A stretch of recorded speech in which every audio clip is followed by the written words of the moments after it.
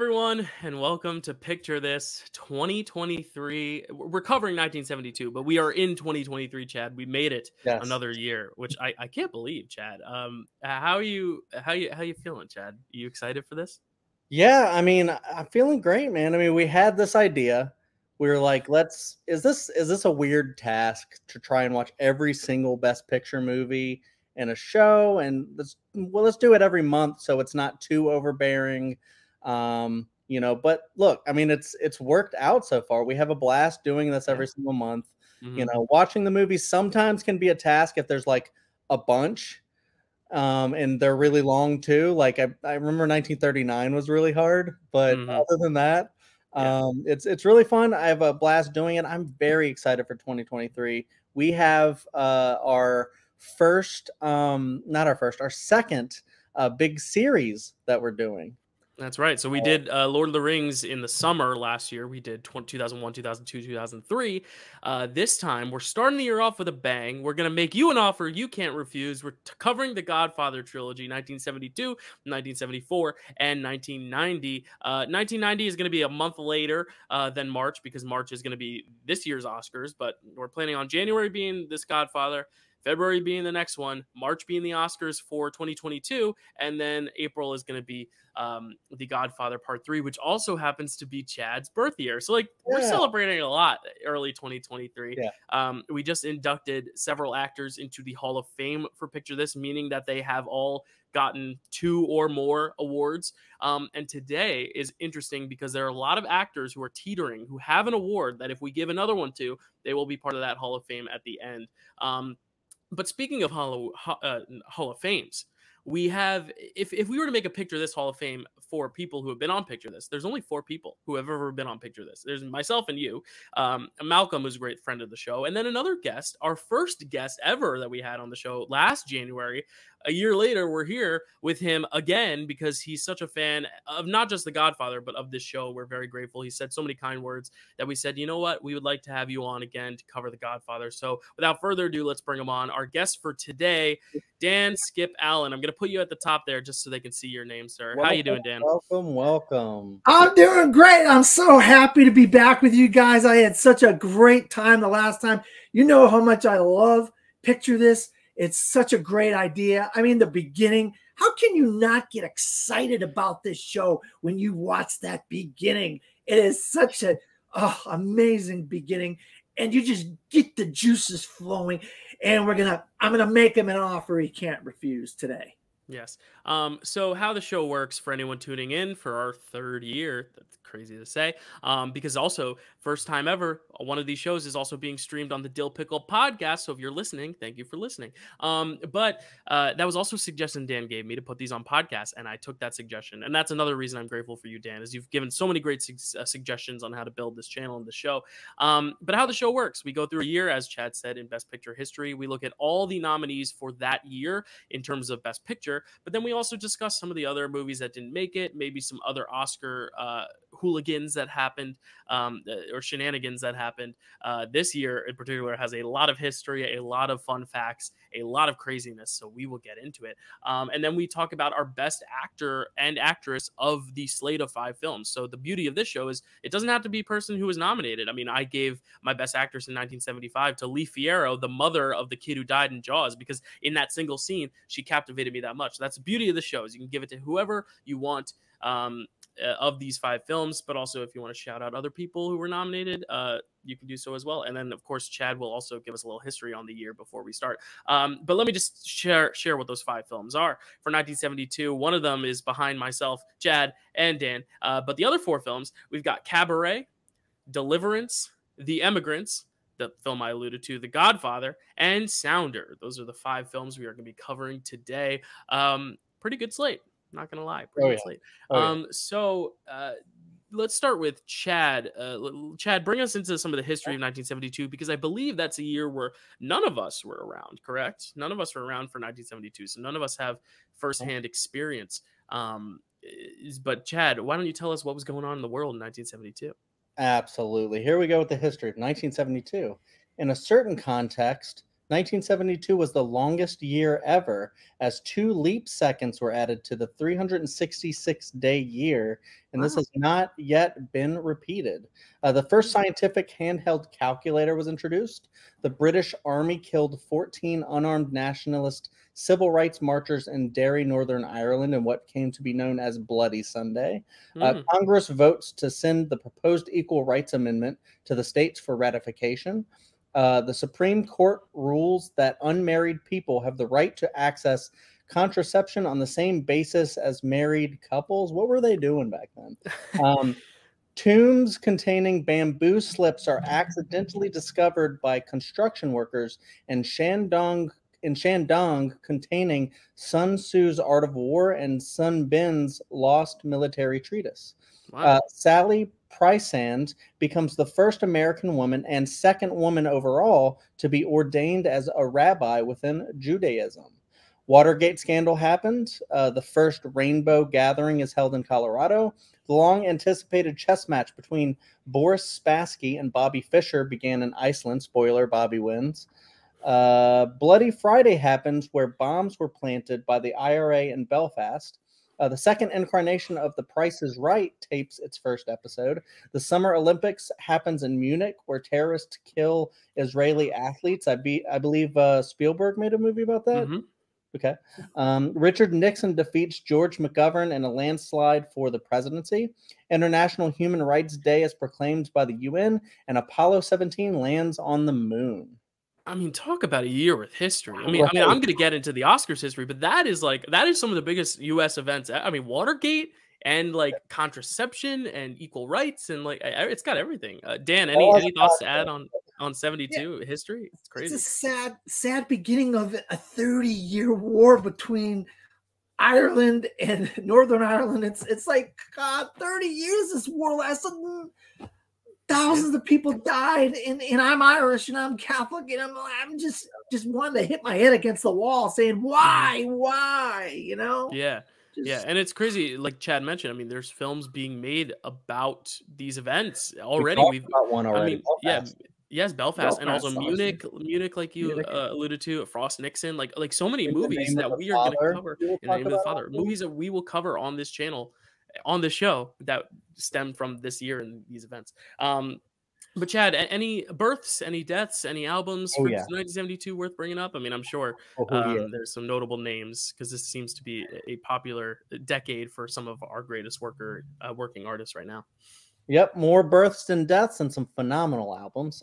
Births: Amanda Peet, Rob Thomas, Billy Joe Armstrong, Taylor Hawkins, Ralphie May, Shaq, Timbaland, Common, Dane Cook, Leslie Mann, Nick Frost, Jennifer Garner, Julie Benz of Buffy and Dexter fame, Dwayne Johnson, Mike Dirnt, Busta Rhymes, The Notorious B.I.G., Octavia Spencer, Laverne Cox, Manny Ramirez, Wayne Brady, Wentworth Miller of Buffy and Prison Break fame, Carl Urban, John Cho, DJ Shadow, Marlon Wayans, Maya Rudolph, Will Wheaton, Ben Affleck, Cameron Diaz, Idris Elba, Bobby Lee, Liam Gallagher, Ella Fitzgerald, Beto O'Rourke, Gwyneth Paltrow, Eminem, Toni Collette, Jenny McCarthy, Rebecca Romaine, Adam Beach, Missy Pyle, Alyssa Milano, and Jude Law. It's a great year for musical births. Yep, and my mother, Becky Randazzo, was born in 1972. Holler at you. And Dan shouted out his birthday was recently. Happy birthday, buddy. Oh yes, Dan, happy birthday. Yes, recent birthday. Last week. But we're gonna save the real good info here for the possibility of the future, the down the road. Yeah, maybe an episode we're covering next month. I don't know. We'll yes. Okay. Deaths: Cecil Day Lewis, father of Daniel. J. Edgar Hoover, Jackie Robinson, Harry S. Truman, Roberto Clemente. Wow. All right. Now I have some albums to Clemente and Robinson, two of the greatest. Wow, in the same year. Jeez. Yeah. Right. Yeah. Where's the Clemente movie? I've been wondering the same thing. I don't know. Deep Purple by Machine Head. Nice. This is always hard. This is probably one of the greatest albums ever made. They look bigger than normal. I don't know. Yeah, that looks like a big stack. It is. The Rise and Fall of Ziggy Stardust and the Spiders from Mars by David Bowie. The great David Bowie. Exile on Main Street by the Rolling Stones. Pink Moon by Nick Drake. Transformer by Lou Reed. Harvest by Neil Young. Nice. And then I have some others to read. We have, let's see, Close to the Edge by Yes. Foxtrot by Genesis. Thick as a Brick by Jethro Tull. And Iggy Bumyasi by Can. Wow, nice. A great list of albums. Thankfully, a short list of deaths, but the deaths are still very heavy hitting, and a great list of births. So let's transition now into the Academy Awards themselves. But we always start with nomination morning because there's always some films that are left on the cutting room floor and are sadly snubs, especially when we're talking about years with only 5 picks. There are some movies that just don't get nominated. I want to throw this over to you, Dan. Are there any movies from 1972 that you want to bring up that were not part of the Best Picture slate that you think may have been snubbed for Best Picture, or that you just want to bring up as notable films of 1972? Any that come to mind? Honestly, I forgot to write this down. I had No, that's okay. wrote stuff down, and I forgot to write this part down. Dang it, I completely No, it's okay. my mind. Hey, something that you like, you can talk about. Yeah, so Chad, why don't you tell us what you got on your list, and then if anything sparks your mind, Dan, let us know.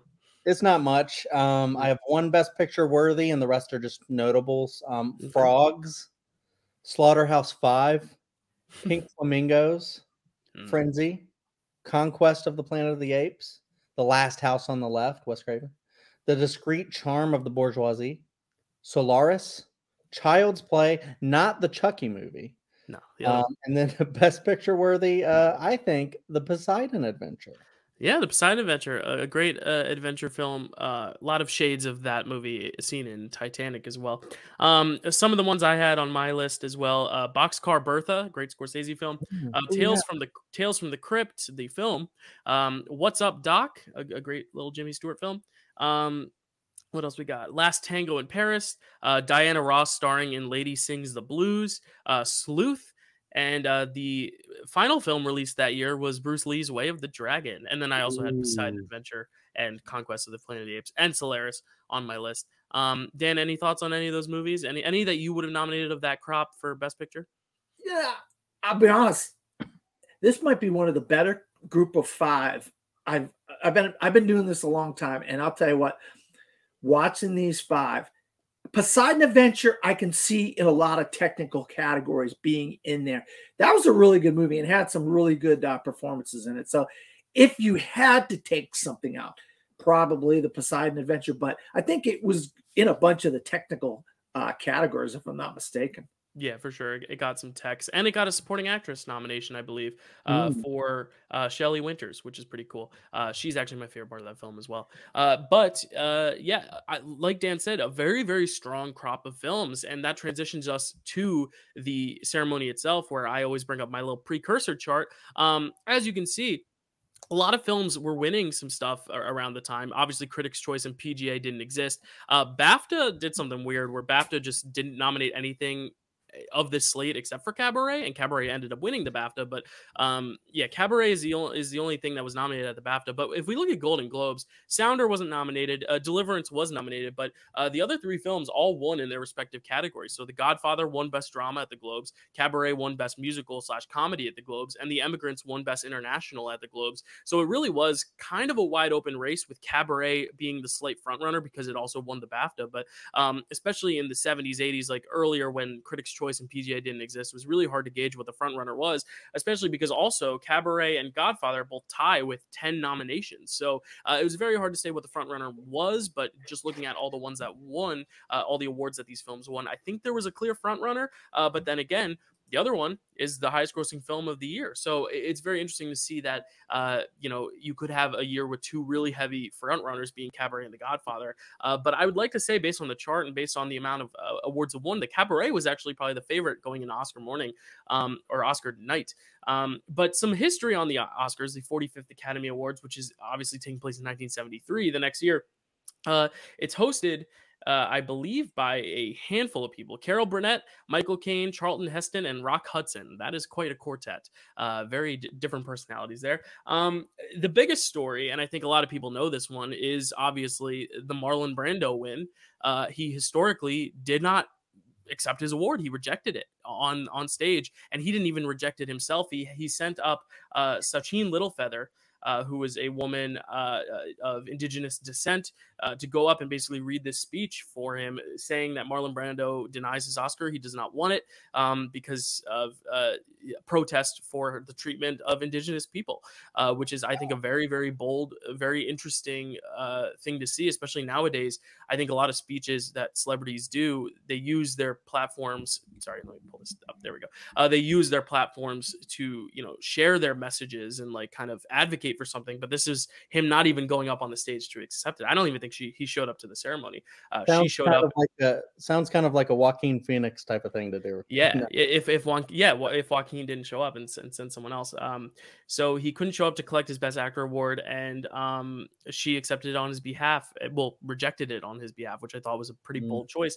Another iconic thing that happened, this is more of a positive, was that Charlie Chaplin, he hadn't won an Academy Award till now, but he finally got a competitive Oscar win for the first time ever for Best Original Dramatic Score. He won Best Score for a 20-year-old film, Limelight.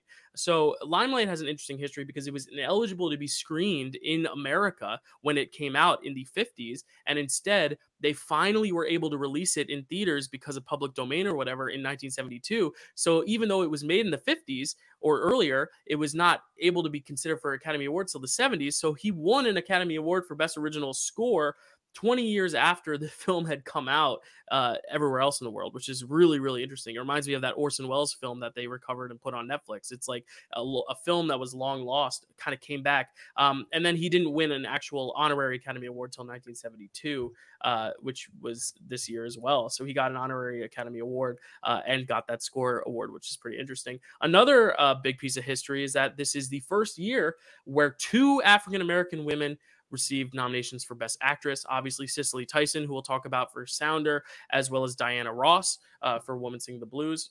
Lady Sings the Blues. Both nominated for Best Actress.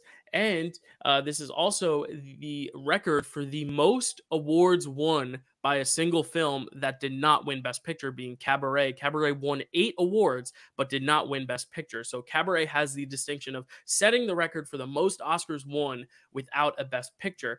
And Best Picture winner, The Godfather, only won 3 awards. So that's I think it's surprising to hear. That's really surprising. Especially because of just the way the legacy has it, just what we've kind of put in the lexicon of like classic cinema. Like Godfather is everywhere, and it's interesting to think that like in 1972 it wasn't even the favorite to win. It was the highest grossing film of that year, but Cabaret was winning so many other awards. Cabaret had won the BAFTA and the Golden Globe. So very interesting looking at a movie so many years later, or a year so many years later.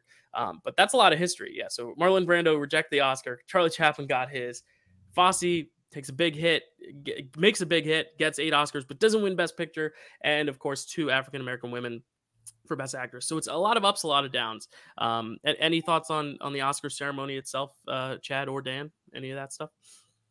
Yeah, I'll tell you what, that moment where Sacheen Littlefeather came up and turned down the Oscar for Marlon Brando and why she was doing it, to me, I wasn't alive. I watched that years later, but to me, it just made you think about the treatment of indigenous people in this country. And now, and today, 50 years later, we're giving land back to the indigenous people in places like Kansas and Oklahoma and these places because of the treatment of the people and their forefathers. There's court settlements happening all the time about property and land and stuff going. And for somebody as powerful as Marlon Brando to be able to do something like this, you have to give him a lot of credit. Yeah. Did he become a kind of a kook in years later, like decades later, a wacko?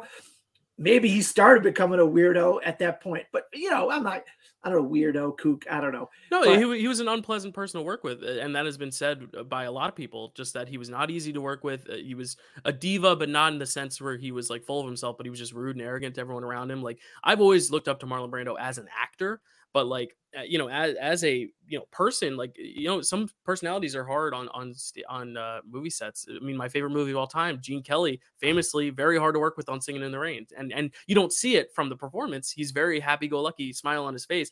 Doesn't mean I like the movie any less because I love the movie, but it's just something important to think about, and I agree. And that's what's great is that he's still able to make a stand like this and show that he has some humanity, which is important. And then the other one is, I mean, one of the greats of all time, literally all time. I mean, when you say the word all time, Charlie Chaplin, 2 Oscars. He gets one for a movie that came out 20, and then an honorary. I mean, what a great, that had to be, whether you agree with whatever happened during the ceremony, it had to be one of the better Oscar ceremony. That ceremony had to be very interesting to be a part of. For sure.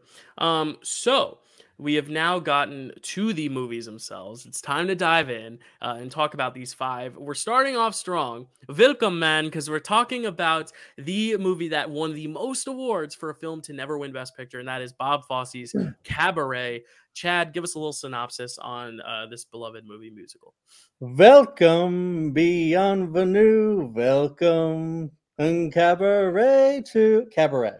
Directed by Bob Fosse, written by Jay Allen, cinematography by Jeffrey Unsworth, music by Ralph Burns, John Kander, and Fred Ebb, starring the great Liza Minnelli, Michael York, Helmut Graham, Joel Grey, and more. Synopsis: a cabaret performer strives for greatness, romance blooms, and the cabaret thrives amidst the rise of the Nazi Party in Berlin. Based on the 1966 play Cabaret by Joe Masteroff, the 1951 play I Am a Camera by John Van Druten, and Goodbye to Berlin by Christopher Isherwood. Yeah, so it's interesting. It's based on a musical that's based on a play that's based on a book. Yeah.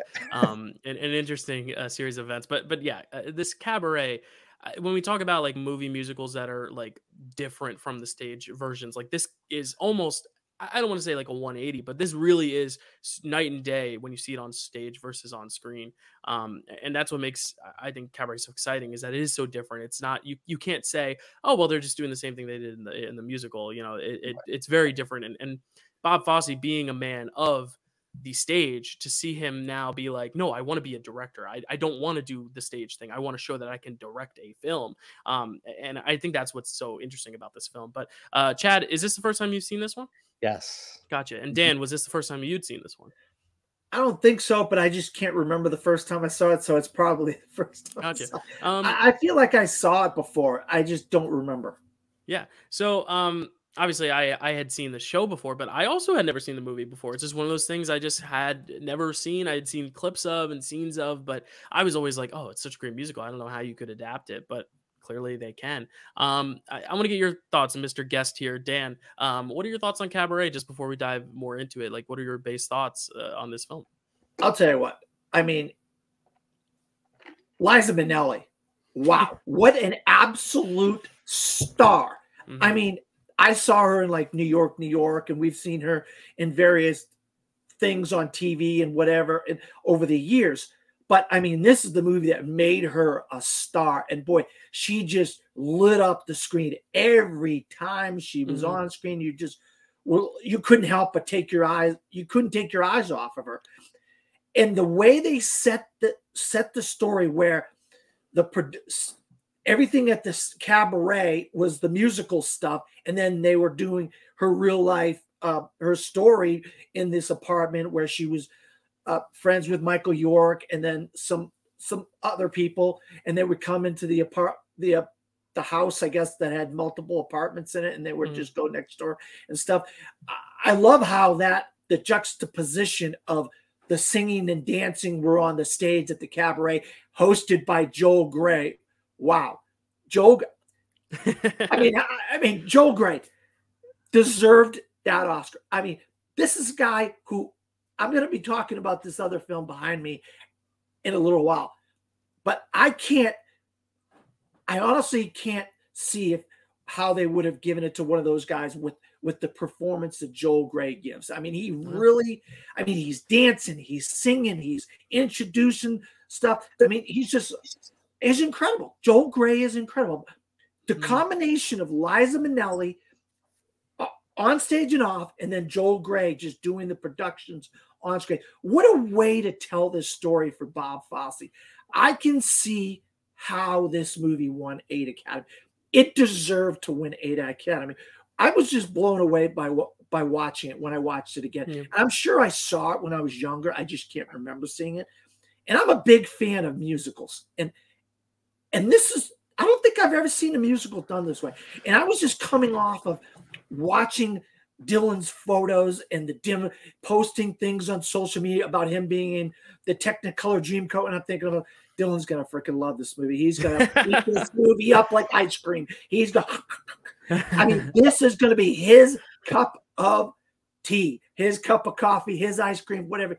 I knew it. I said to myself, a cup of tea with a raw egg in it, if you will. If we're going to keep on brand. Yeah, there you go. Yeah. Yeah, but it's interesting you brought up how different it feels too, because I think a lot of people, when they think of movie musicals, especially at this point, they're thinking Singing in the Rain. They're thinking Seven Brides for Seven Brothers. They're thinking even West Side Story, which has darker themes, but a lot of the dance numbers are big and colorful and widescreen, and you have all these people dancing and all this color and use of Technicolor and the cinematic. It's almost like it built a cliche of what a movie musical was.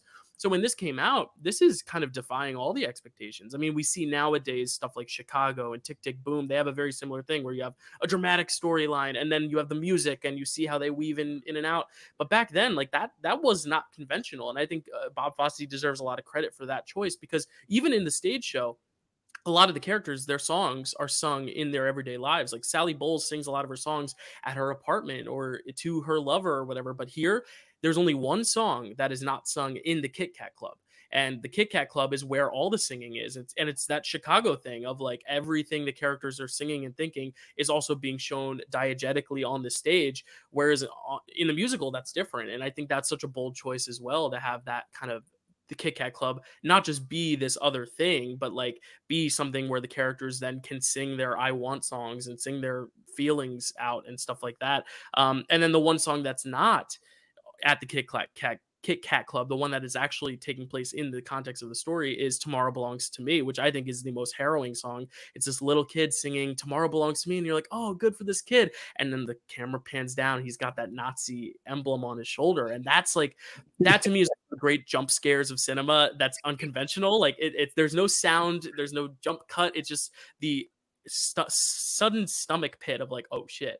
And that's when you start to see what this film really is, because beforehand it's just oh, there's this girl who works at this club, there's this girl who falls in love with this guy, it's about their love triangle, and you find out he's really bisexual and he's been having relations with the same person she's been cheating on him with. They're both cheating on each other with this one guy, and then you start to see that relationship. But in actuality, it's also about the rise of Nazism and fascism, and that's scary as well. The idea that, like, you know, and I think Joel Grey gets a lot of credit for this too. He has to be the man who entertains even when the whole landscape of the audience is changing. The fact that in the opening number, he's performing to a group of people who are just cheering and rowdy and happy to see it. And then the very last frame is him doing it to a crowd of Nazis, and to see just how that's changed, and to see how he has to kind of put on that mask on stage of like, holy shit, like the world's turning into like hell, but I have to just stand here and make people laugh anyway. Like, that's scary. That's haunting to me. So I agree with you. Like, it's totally unconventional, but it seems a little bit more conventional now that we've gotten more darker musicals like Chicago, like Moulin Rouge even isn't as dark, but like it has a similar idea of like kind of using the stage and the scene separately, and the musical numbers are differently shot and stuff. But I think this film kind of set that trend. So that's really awesome. Chad, what are your thoughts on Cabaret? We haven't heard from you yet. How you doing? Yeah. No, you mentioned the Tomorrow Belongs to Me song, and I found that interesting when researching this musical a little bit more, or movie a little bit more, is that it was written by two Jewish men, kind of as like a satire. For that whole thing is like, we're Nazis. Tomorrow belongs to me. That's what, that's our agenda is, you know, it's like a, I don't know, like a white Aryan nation going forward. And it's just like the way you described the cinematography of the camera panning, showing the Nazi symbol, and then just not only that, but just showing like, you know, him finally doing the salute. I'm not going to do it, but doing the salute, and then showing all the other, like, you know, white people standing up and, you know, doing the thing. It does turn into like a kind of a horror thing, like you said, which is pretty intense. And then even though it was written by Jewish people as like a satire, it still has in real life become kind of a battle cry for a lot of like right-wing fascists. They sing that at their rallies a lot of the times. It's terrifying. So it's just it's interesting to see the irony of someone creates something to say this, and then people totally misunderstand it and use it. It's kind of like when they use Bruce Springsteen's "Born in the USA." It's like, don't you understand that's criticizing the war? Yeah, it's not a song of American pride. It's a song of disdain for the Vietnam War. Yet people, you know, exactly. But no, this musical I fell in love with. The movie, the musical. I haven't seen like the actual musical all the way through or anything like that, but I have listened to different iterations of it on like Spotify and stuff like that. But watching this for the first time, I fell in love. I watched it again, and I've just been listening to the songs like on repeat in my car all the time, singing them. Just I'm so only mania. But I did want to interject one thing briefly, because Dan, before I forget, because Dan mentioned that Dylan was in what is it, the Joseph and the Amazing Technicolor Dreamcoat. It's a wordy title. He was fantastic in it, and I went to see him. He was incredible. I felt like I'd throw that in there because, you know, we're talking about musicals, and it was a great performance. Before I forget, anyways, and I wore the shirt, The Wizard of Oz, because of the great Liza Minnelli and honoring her mother. And when Dylan said when he was watching Cabaret, he said in a common Discord that we're in that it's just like watching Judy Garland again, like a new reincarnation of Judy Garland. And when I was watching it, I was like, is it? Yes, there it is. Yes. It's just seeing her eyes. And then even if you close your eyes and listen to her sing, it's just so uncanny. Yeah. Love won't hurry away. But what's so interesting also about the two is that, like, yes, they sound and look very much alike, but, you know, Judy Garland almost gives you, it's almost like she's sprinkling you with fairy dust, whereas like Liza Minnelli is like showering you in a rainstorm. Like she's got this extra punch that like just can't be unmatched or can't be matched. It is unmatched, but like even the way they have her dressed too, and the big lash extensions and everything is big and larger than life.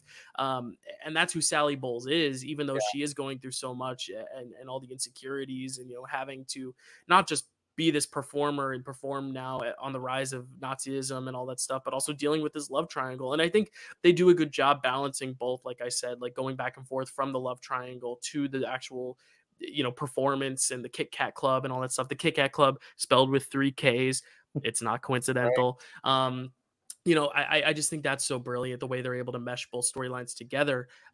Because, you know, the other guy, he doesn't even sing. Her love interest, you know, the guy she's housing, you know, that's strictly just this dramatic story. And the one shot I don't love is when he tells her that he's also been sleeping with this man, and it zooms in on her. I think that's a little much, but again, it shows that Fosse wants to do something different. He wants to set himself apart. He's been used to doing all these musicals where he's been choreographing them and staging them, and, you know, he wants to prove that he can be something other than just what everyone else expects from him, to where like the choreography is obviously so iconic, but some numbers don't have much choreography. Even like it's a lot of it's just the standing and the singing, but it's more of the choreography of the camera and the different cuts and shots and the way he frames everything. I mean, that shot of him looking in the mirror, and you kind of see the crowd sitting behind when Joel Grey is staring at the mirror in the opening, and then again at the end. But now everyone in the reflection is wearing the Nazi bands, but it never shows the audience. It's from the mirror. Like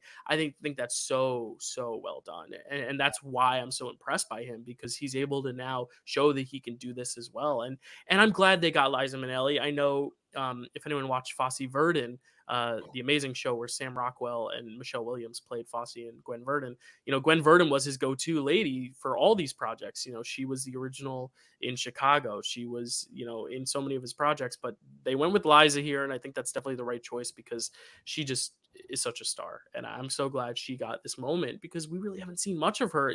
Dan mentioned a few things, but this was it. Like, this was her peak and her pinnacle, and rightfully her Oscar win. And I wish we saw more of her in the decades following because she has such a presence. Such a presence. Yeah. It's so amazing. Yeah, just like there's a lot of surprises for me with this movie. Is like I've heard certain songs and seen certain like imagery and seen some of these actors before and other things, and then just going back to see this is like this is where it all stems from. It's just really cool to see because Liza Minnelli for me was just Lucille 2 in Arrested Development. Oh yeah, okay. Like wait, this is her in her prime, super young, just being the best that she could be. Just the command she had, just doing the what is it? Maybe one day I'll win. Maybe this time. Yeah. Maybe this time. Just her physicality.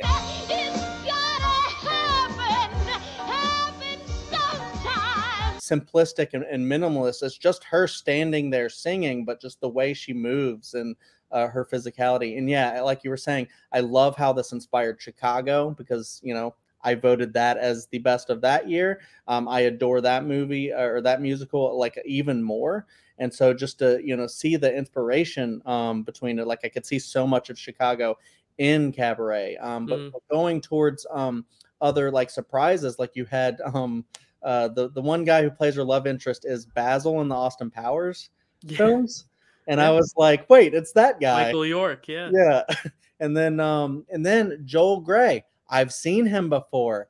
As I mentioned, there's a lot of people in that were born that ended up being in Buffy. Joel Grey was in Buffy the Vampire Slayer. That was my first interaction with him. He doesn't have a huge part, but then when I found that out, I was like, look at this man go. He's amazing. He's so good. Like, talk about Liza and her physicality. Joel Grey, he's just like on another plane. So but keep on sing in common. He, she, or me. This is a very special movie. I totally agree with Bob Fosse winning Best Director. And it's just so crazy just to see him alongside with Francis Ford Coppola, like just like battling it out. Not just this year, but 2 years from now, too. We'll be talking about this next month as well. Yeah, and it's interesting because a lot of people, if they don't see Cabaret, but they've seen The Godfather, you tell them, like, they're like, wait, those three guys all lost to this guy who's doing these song and dance numbers in Cabaret. And that's everyone's kind of first reaction is like, how did those three guys, it must be vote splitting. But I don't really think it was vote splitting.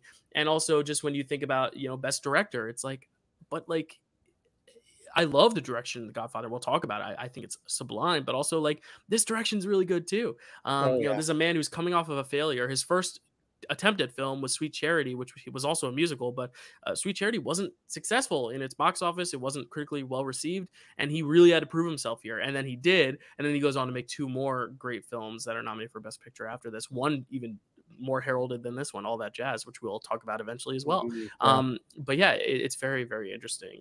Dan, any more thoughts on Cabaret?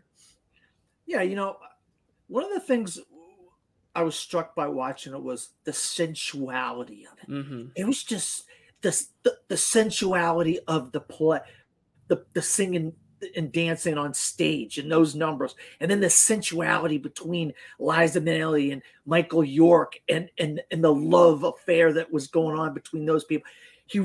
I think Bonfire really kind of accentuated the sex and the beauty of what people are capable of in life when they're not on screen. And he really put that sensuality and that kind of sex. And I guess sex sells, and this really brought it to the forefront in a lot of ways. And I tell you what, I was just blown away by a lot of that kind of stuff, you know? Yeah, because musicals were so clean, and now you're getting something that's a little dirtier and a little grittier, but because that's kind of the atmosphere of the time, it's a transition of a darker time, and they wanted to get darker and more sensual. I mean, my favorite shot next to the ending shot and the opening, like that mirror shot, is the one where they're dancing, the three of them, and you see her and Michael York dancing, and then the German guy who you find out is later a Nazi is also dancing with them, but like the three of them dancing together, and you can see that he's in love with her, but he's in love with him as well, and they're in love with you. Like it's all there for you, but it's unsaid, and it makes your heart kind of hurt in a way, because you also know he's a Nazi, but also you feel bad because all she wants is to love and to feel. And the seedy nature of, you know, like the being fluid with your sexuality, being just really open, you know, talking about, you know, a guy being with two ladies at once, and, you know, I like it and they like it, so what's the problem? Yeah. Stuff like that. And then you can really just see how, you know, Cabaret and Liza Minnelli would come such a big you know, thing for like the LGBT community to latch onto and say, you know, that's, you know, helping like our cause to say that, you know, a lot of stuff that you may deem as weird or unnatural or just not traditional, it can be beautiful. And that's when Joel Grey comes out and he's like, you know, this is beautiful, everything is beautiful. I think is really great. And then when you go to, I don't know if you guys have seen Schitt's Creek, No. but at one point they do a performance of Cabaret within the show. And I highly recommend that show because it's one of the greatest sitcoms ever made. But then also their Cabaret stuff is like next level, and it's a very LGBT plus show as well. And so yeah, I just love like all the parallels with that. For and sure. I just think Bob Fosse knocked that out of the park. Yeah, for a film in 1972, it's so open to 70s is very, I mean, like that. Michael York, I mean, it's a bisexual character. He's in love with both her and him, and some have said that he's really just a closeted gay man, and she is more of a friend to him, and that's another way of looking at it too. But either way, whether he's bisexual or gay, it's still progression and inclusion of a different type of character. You know, this is your leading man. In terms of like the romantic storyline, and then Joel Grey being the other leading man, but even he has like a more you know, not feminine, but a more flamboyant nature to him as well. And I think that's something great too, is just that you're, like Dan said, able to embrace that sensuality, and there's no judgment given. You know, the creators are obviously very passionate about it and don't hold judgment against their characters. You know, they don't shame him for being, you know, homosexual, you know, that's or bisexual, like that's like a part of him, and they embrace that, and it's, you know, very careful and nuanced in that sense. Absolutely. And just one more thing is just to say, not just having all of that, but having it like juxtaposed with all of the hatred of like the Nazis and the KKK thing that you said. It's almost just like a big you know, mockery of all that stuff. It's like, you know, Jews on stage doing all of these things that are against conformity and against, you know, it's like, we're going to do whatever we want. And that's exactly what Sally Bowles' character is. I just wanted to do whatever I want. I don't want to be, you know, pinned down by a man or a baby. You know, we didn't even talk about the abortion movie. You know, this movie has a lot of stuff in it. It's really great. Yeah, and it's like the Nazis are trying to the Nazis are trying to suppress something while the people on stage are trying to show acceptance toward it. Yeah, it's amazing. But yeah, it ends up losing only 2 awards. It wins 8 of 10, which is crazy. We don't see that nowadays. Very rarely does a movie win that much. But the weird thing is the 2 it loses are picture and adapted screenplay, which turned out to be like probably a big shock, especially after winning 8 awards. Probably people were probably like, oh, it's going to win Best Picture. But it wins Best Director for Bob Fosse, Best Actress for Liza Minnelli, Best Supporting Actor for Joel Grey, Best Adaptation of a Score, which doesn't exist anymore in the Oscars, Best Sound, Best Art Direction, which we now know as Production Design, Best Cinematography, and Best Film Editing. So yeah, it really delivered on the wins. It was a big deliverance of wins, if you will. Let's transition, Chad, into Deliverance. That was a good one. that was the first one of the year. Great job. First segue of the year. Let's go. Great job. All right. Deliverance, directed by John Boorman, written by James Dickey, Cinematography by Vilmos Zsigmond. Music by Eric Weisberg. Starring John Voight, Burt Reynolds, Ned Beatty, Ronnie Cox, Bill McKinney, Herbert Cowboy Coward, James Dickey, Billy Redden, and Macon McCalman. Synopsis. Actually, I didn't write a synopsis, but I can wing it. Some men go out to the wilderness to explore the wilderness before it is shut down by like the incoming, I don't know, industrial revolution or whatever that has happened. It's all shutting down. They're going out to experience it. The locals don't accept them. There some shenanigans happen. I guess it's more than shenanigans. It's not a great word to use for it. And then there's maybe even some murder, some intrigue, and a secret. Yeah. So I hadn't seen this one either, but I remember when I told my dad, I was like, "Oh, we're doing 1972." I listed off the films. He goes, "Deliverance? That's a fucked up movie." And I'm like, "Oh, is it?" And then I watched it. I was like, "That's a fucked up movie." Yeah, coming off of Cabaret too, that's saying something. But Dan, had you seen this film before? And if so, what are your thoughts on Deliverance? Oh yeah, I have. I'll tell you what. Everybody and their brother that has seen this movie talks about the dueling banjos. That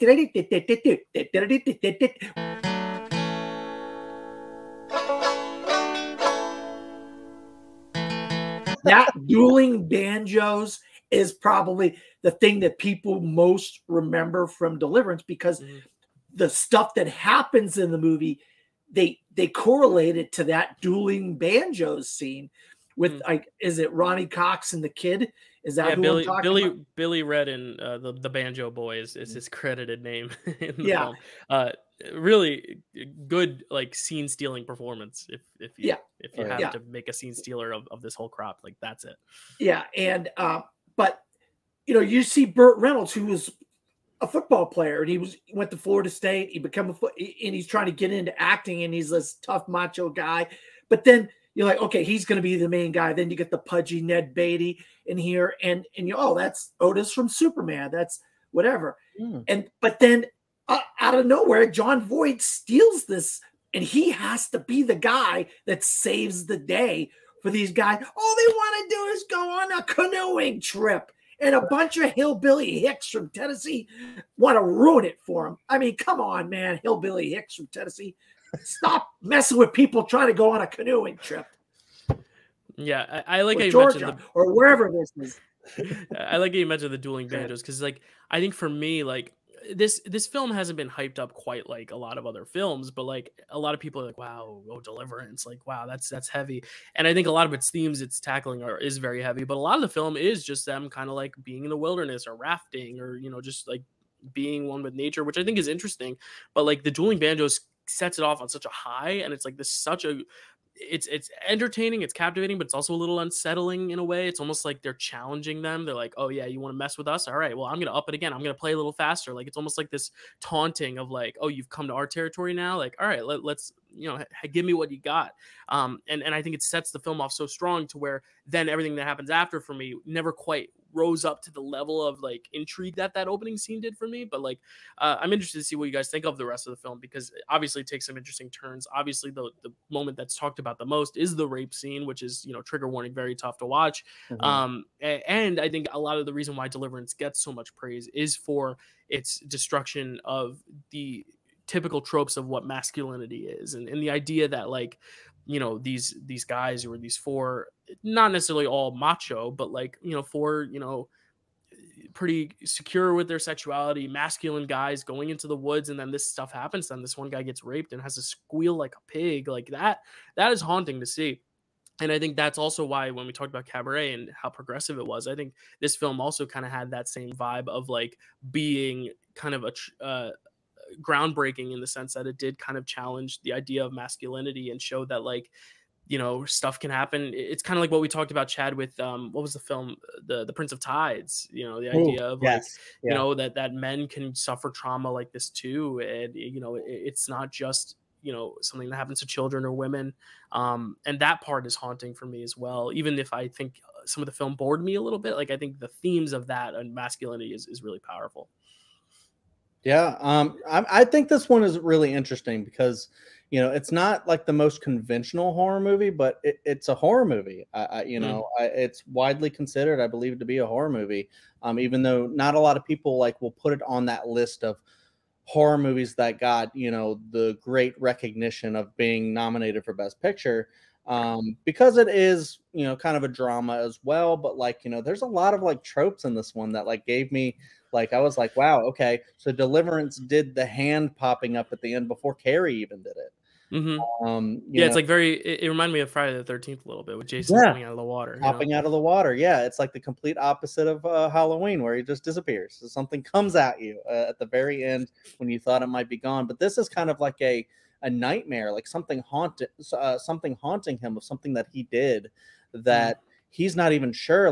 Did I just kill an innocent person? And just like the whole kind of secret that they have, it's kind of like I know what you did last summer type of a thing. It's like we have the secret where I might have killed an innocent man, but I did it because I was trying to protect myself and my friends. But also they were just victimized by these people. There's just so many iconic stuff in it. Even the terrible rape thing that happens with Ned Beatty's character, the whole, you think about the Hicks, as Dan put it, coming out, doing that to Ned Beatty and saying squeal like a pig and stuff like that. I've heard that from people outside of Deliverance talking about, Hicks from the back country and stuff like that. And that portrayal of them as this, thing to be feared. If you go out into the wilderness and stuff like that. So I don't know, if that's just a super negative portrayal of a type of person, or if that's, kind of, I don't know, just this type of character or whatever. My 2 cents here is that, look, we have progression, and I live in a state where there's a lot of progression in this state, and I'm really not a happy camper about what is going on with the nature of the state that I live in, and the wildlife and stuff. And you see progression, and you see these guys that are living in a hovel, and they're used to their hills and their way of life. And, we don't know what they're doing with their sister, but whatever. And then these other guys, we're going to go take a canoeing trip because we know it's all going to be gone soon. But you see, this is like a movie about talking about progress is not good. Progress is bad. And then we're going to take it into our own hands, and we're going to get rid of these quote unquote outsiders that are here because we're not going to let these inside. But they don't realize those guys don't want everything to be paved over and factories and buildings and malls and all that stuff, parking lots to be put up either. That's why they're going on their canoeing so there's these two people, they don't realize they have more in common than they think they have in common. That's interesting. That's a really cool point to point out. And it kind of also reminds me a little bit of the city folk coming down and trying to change things and not being respected by the locals. Reminds me of another one of my favorite movies, My Cousin Vinny. So there you go. Very different kind of movie, but it's different tone. Go ahead, Chad. No, I was just gonna say I did want to add that it's very interesting that this film and another film that I mentioned earlier, The Last House on the Left, came out at the same time, Wes Craven, because they're very, very similar kind of films where it's the certain people get victimized by another certain people, and it's stuff that you've never really seen happen in film before. And horror, it's kind of the rise of that type of film, the whole rape revenge kind of thing. Sorry to say, but that's an actual type of film, subgenre. Subgenre of horror film. I did want to touch on the dueling banjos because I haven't talked about it yet. I think that's incredible. I love that sequence. I always look because this was my second time watching Deliverance. Oh wow! Every single time I watch it, I look forward to the dueling banjo part, and then it's gone so fast because it's just so iconic. And just like even like the things that they're playing, you're like, yep, okay, I recognize that. That's just from like the common like iconography of like tunes that you've heard. So Yeah, I definitely need to watch it again because this was only my first watch, so I need to like watch it again. I liked a lot of its themes, but wasn't as entertained by it. But that sequence, that dueling banjo sequence, is like definitely a highlight for sure, and definitely like the Oscar moment, if you had to pick one. Cool. So Deliverance is nominated for only three Academy Awards. Doesn't win any of them, obviously, because it loses one of them to The Godfather. It loses Best Picture to The Godfather, and it loses Best Director for John Boorman and Best Film Editing to Cabaret. But Chad, did you notice on one of the little trees in the forest there was a little piece of wood hacked out? Oh wait, I'm thinking of the wrong movie. I'm thinking of The Emigrants. Chad, yes. Tell me about The Emigrants. All right. That wasn't my best segue, but it's fine. That's all right. One for one. You made up for the last one. The Immigrants, directed by Jan Troll, written by Jan Troll and Bengt Forslund, cinematography by Jan Troll, music by Eric Nordgren, starring the great Max von Sydow. We've talked about him before. Liv Ullmann, Eddie Axberg, and more. Synopsis: poor Swedes immigrate from Sweden in the mid-19th century and make their home in Minnesota. Yes, and before we continue, I just want to say I didn't put this part in our Oscar history talk because I wanted to bring it up when the film came up. Now, this has a very interesting bit of history behind it because The Emigrants was released in 1971, and it ends up winning Best International Feature in 1971, but ends up being nominated for Best Picture in 1972, and that is because, for some reason, because of the different branches of the Academy, it missed the cutoff for Best Picture because it wasn't in America yet till 1972, but because it was released in Sweden in 1971, it was technically eligible for International Feature the year before. So it wins Best Foreign Film a year before it's nominated for Best Picture. And then the year it wins, or it's nominated for Best Picture, its sequel, The New Land, which is a direct follow-up of them actually, now that they've come to America, living in America, that it's even longer, that was released and was nominated for Best International Film in 1972, and this was nominated for Best Picture. So this is a unique year where a film is nominated for Best Picture a year after it wins for Best International Feature. I think it won the year before, and the same year its sequel is nominated in the international category. So that's crazy. That'll never happen again. Like unless Pearl was an international film and X was nominated for Best Picture and Pearl was nominated for Best International, like there's no way that's gonna happen. Or like Fear Street, because films and their sequels don't get released the same year nowadays anyway, very rarely, let alone in two separate categories like this. I mean, I think that is just such an interesting tidbit of Oscar history. But let's talk about the movie itself. Dan, had you seen this film before? I know it's been hard to track down. We all tracked it down. We all got that Blu-ray, that Criterion. But what do you think of it, Dan, as a first viewing? I'll tell you what. Wow. I mean, absolute wow. It makes you really appreciate the fact that we have cars and we have buses and planes and bicycles and everything you can think to travel on, because this trek, first of all, these people are trying to make it in Sweden as farmers, and they cannot get their crops. You see them digging these big old rocks out, then the thing that's hooked to the plow thing, horse or whatever breaks. I mean, it's like they have the worst luck, these people have. And then, the wife is like, can we please not have sex? And he's like, what? Because we can't afford to take care of any more kids. Yeah. And then it's just like cold and it's frozen. And it's like, I wouldn't wish my worst enemy to have to live during this time in Sweden. And I have nothing wrong with the Swiss people or the Swedish people. They make great movies. But this, then the boat trip is like people are dying from diseases. They're catching lice. And I don't know if I'm crisscrossing over the second part of this, if it's both part of the same thing or what. I watched the whole thing in one sitting. Right. Man, oh man, was this I could not believe what I was watching and Yeah. how difficult this journey was when they finally started coming. Oh, they couldn't just come over the Atlantic and go to Massachusetts. No, they had to go to Minnesota. And that trip to Minnesota was brutal. This movie, Max von Sydow, wow, he's fantastic. But Liv Ullmann, really, I didn't know who Liv Ullmann was. Yeah.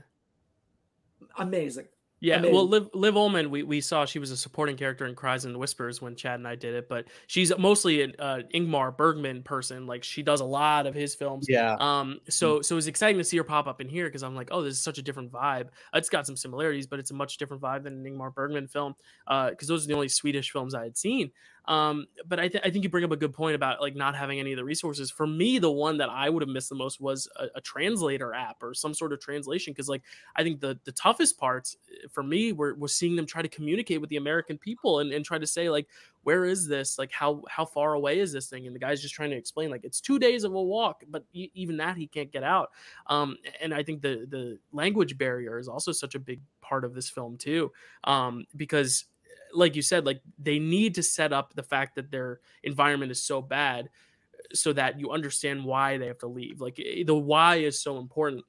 And while like when you're watching it, you could be like, oh, not much is happening. It's a little slow. It all makes sense once they get on the boat and you're like, oh shit. Okay. Now I understand why. Like you need to understand that purpose. You need to almost feel that length and that boredom essentially of the mundanity of life and the struggle of life to then understand why it's so important, why they're emigrating from Sweden, why they are immigrating to America. And I think it's so important to set that kind of background. I actually haven't seen the full thing. I only watched this first half. I didn't see the new land yet, but obviously it continues on. But this film ends right where they have finally decided like, oh, this is where we're going to make our home. And they put the little chunk in the tree like I was using for my segue. Like, I think that's for a film that's so hopeless, you know, most films, if this were made by the Hollywood studio system, it may have been more inspirational. It may have been like, we're going to find a new home and it's going to be great. But I think this movie makes it known that like, even if you are going for a better thing, it's still not going to be an easy process. And even if you are ultimately going to end in a good place, well, maybe you're not even going to end up in a good place. Because the one guy, his mother comes and she's like, where's your home? Why are you in this barn? He's like, this is my home. And she's like, what? Like, you came to America how many years ago? And you're in this log barn or whatever? And he's like, yeah. And that goes to show that even if you think there's more opportunity, maybe there isn't, or maybe it's going to take a long time to get that opportunity. And I think that final shot, it's inspirational, but it's also sad because it's like, it's a tree. You know, he still has nothing. Yes, it's a new optimism for a new life, but you still don't have anything. And I'm interested to see the second film, the sequel, second half, whatever, because it's typically shown almost like Kill Bill. It's almost shown as like a 9-hour or 6-hour epic when it's shown normally.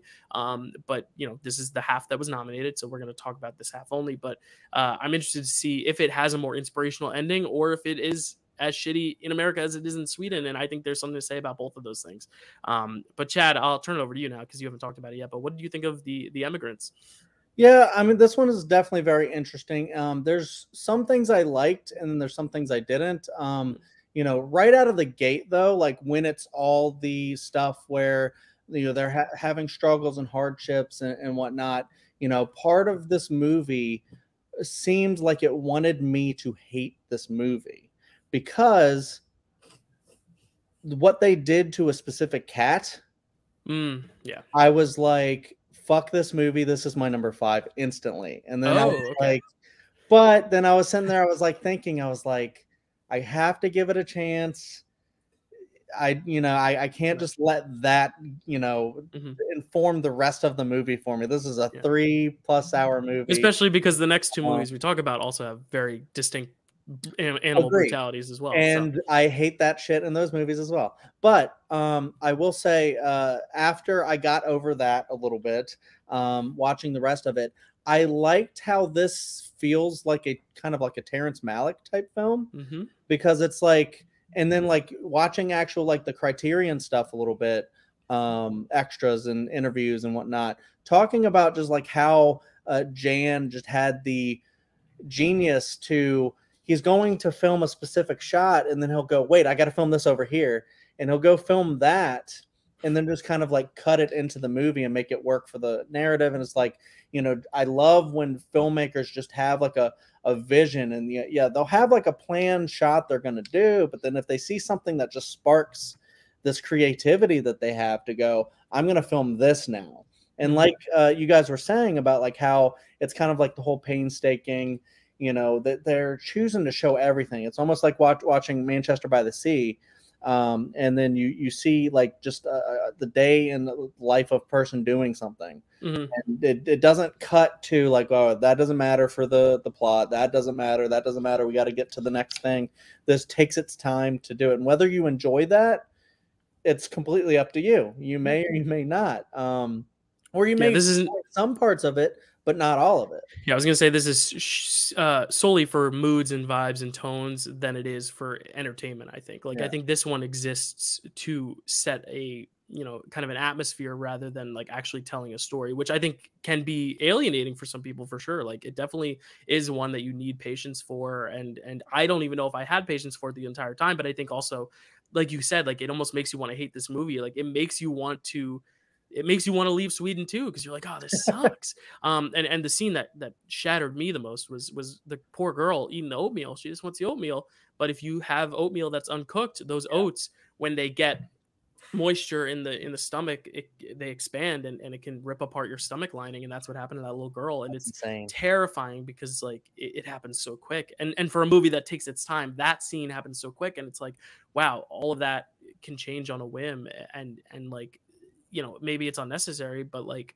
it definitely adds to the overall feeling. And it was shattering. It's like Barry Lyndon when the kid's sick and then they immediately cut to the coffin and at the funeral, and I'm like, oh my god. Wow, okay, way to kill me, way to destroy my heart. Why don't you? Yeah, those international filmmakers, they do not hold back, that's for sure. But I mean, I also just really do, you know, when I decided to give this movie a second chance, I don't know if I'm going to want to watch it again after that, or I'll skip over that part like I do in John Wick and everything else that has terrible animal deaths. You know, I'll, or I don't even know if the cat died, but you know, you can imagine.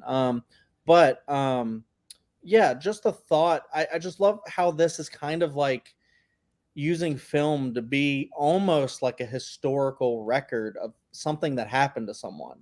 Right. And, you know, this is like something that you can like extrapolate to what must have happened to a lot of different people, how hard it is for like a refugee, even like we have today. I mean, not right today, but like in the past few years, we've had discussions of refugees coming to America to flee their countries from, I mean, often like war-torn stuff and whatnot, or, you know, violence. But like, this is another thing. It's like coming here for opportunity and trying to build something, and how hard it is for like a first generation person to come here and still have nothing. Like when the, you know, woman gets there and she's like, wait, I thought you had a house.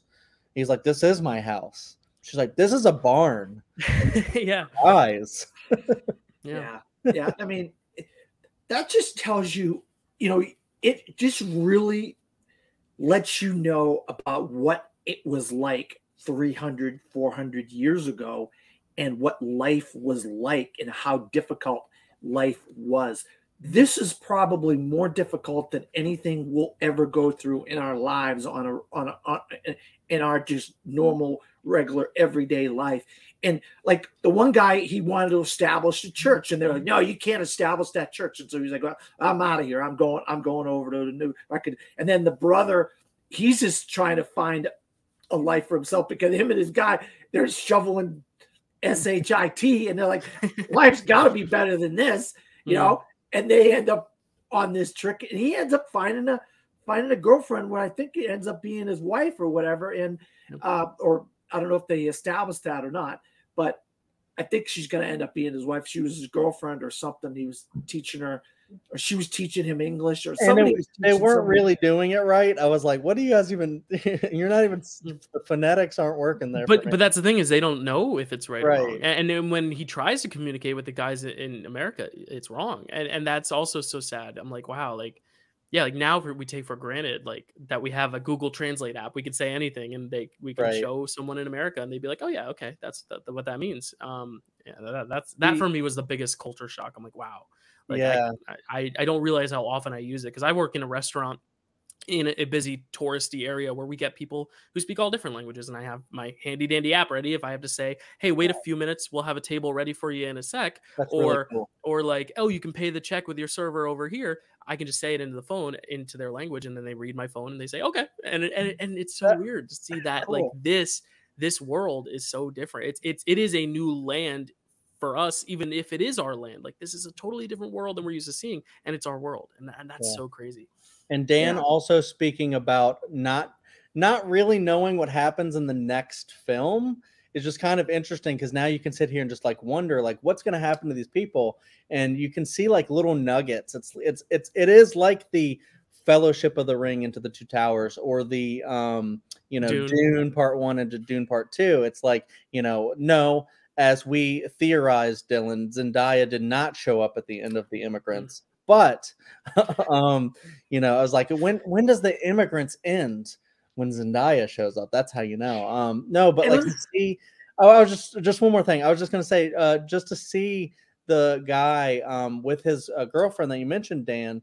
And then he's like, I want to go to California, and she's like, what's in California? And he whispers something, and I'm sitting there like, is he gonna go try to find gold? Like, what's gonna happen? Like, it. Because he's definitely the most, he's the most in it for the adventure. Like, because it's interesting, you get a motive for every single person. The one guy hates shoveling shit. The other guy wants to see the new world. He's excited by it. The dad is like, I need to build a better foundation for my family. The mom, she doesn't want to go. And then when her daughter dies, it's like, I need to leave this behind because being here reminds me of her. So every single person has, and then the religious stuff as well. Like for that other character, the brother, it's like he wants to go to establish a church because he can't do it in Sweden.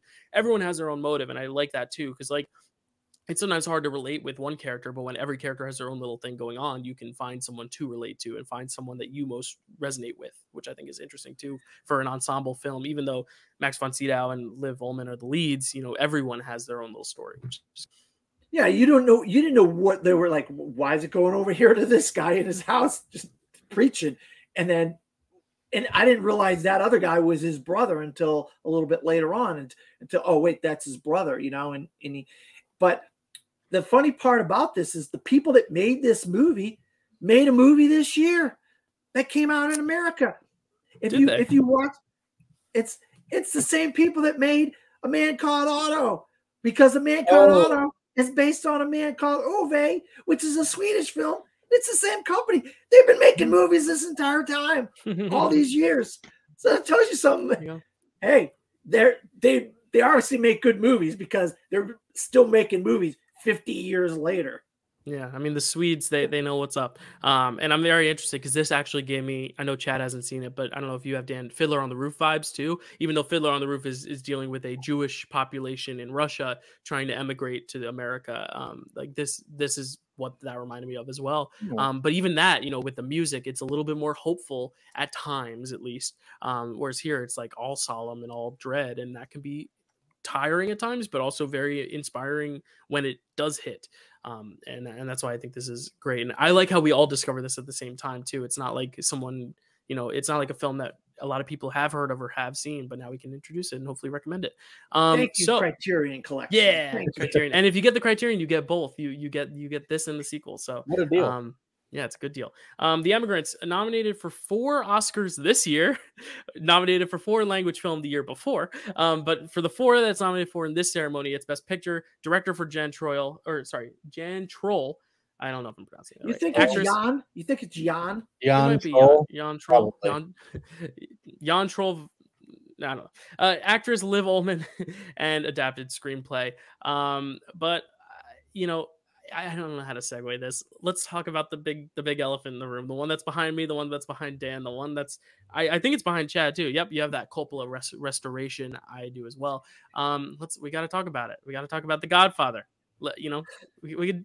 I don't know how to segue. It's The Godfather. How do you segue from this to The Godfather? I don't know. Chad, do you have an idea? Leave the gun. Take the cannoli. Dylan, you want me to do you a favor of this caliber on the day of my daughter's wedding to read synopsis and other things about The Godfather? Please do. Okay, I will do this favor for you this one time. Probably many, many more times, actually. You made me an offer I can't refuse. So that wasn't bad. To do Picture This. Directed, The Godfather, directed by Francis Ford Coppola, written by Mario Puzo and Francis Ford Coppola, cinematography by Gordon Willis, music by Nino Rota, starring Marlon Brando, Al Pacino, James Caan, Richard Castellano, Robert Duvall, Sterling Hayden, John Marley, Richard Conte, Diane Keaton, Abe Vigoda, John Cazale, and more. Synopsis: the youngest son of the Corleone family, Michael, transforms from a reluctant family outsider to a ruthless mafia boss. Based on The Godfather by Mario Puzo. Have you heard of it? Yeah. Yeah, I'd heard of this film before, and I'd seen it many times. Was this a first watch for anyone? Okay, good. Didn't even need an answer for that. I mean, it's The Godfather. I think it's sometimes harder to talk about the good films than it is the bad, in the sense, or the films that we've seen a bunch of times, because it's like, what else new is there to add to the conversation? But let's start the conversation somewhere. Chad, you did a great impression. Do you love the Godfather as much as I do? I don't know if I love it as much as you do. You have all of that Italian heritage. You've probably had your family, teaching you to watch the movie a lot. I have a story about that. I'll tell you later. Okay. Yeah. I watched it a lot later. But ever since I first watched it, I really loved it. And then, when they did the re-release in theaters in Dolby, I saw it there. And then, I've seen it a couple more times since, which, is awesome because it's a 3-hour movie. I've seen the second one once, never seen the third one. So that's where I'm approaching this trilogy. Very interesting. But yeah, The Godfather, so far, I think is my favorite of the three. And I just love, there's so many, as some people may know, one of my favorite shows, not just Buffy, but Breaking Bad. I felt so many not references, but like foreshadowing to Breaking Bad. Like I see so many influences, that's it, on Breaking Bad and The Sopranos and all the stuff and popular culture that we get from mafia stuff kind of all comes like from this movie. Yeah. It's an epic movie, and my favorite part is to see, that's why I did the synopsis like that, to see that progression of Michael Corleone's character. It's like one of my favorite character arcs in cinema, because you could just see it slowly progress. Like he's kind of like an innocent dude. Like you really know what's going on. It's like, I'm not a part of that life. Reassuring his future wife, Tommy Wiseau, my future wife, that that's not him, that's his family. And he's there for the wedding, but that's not him. And then he's slowly pulled in to the family, slowly starts to let all of that life change him. And it's just such an incredible arc. You could say he broke bad, if you will. That's what I said when I was watching it. I was like, he's about to break bad.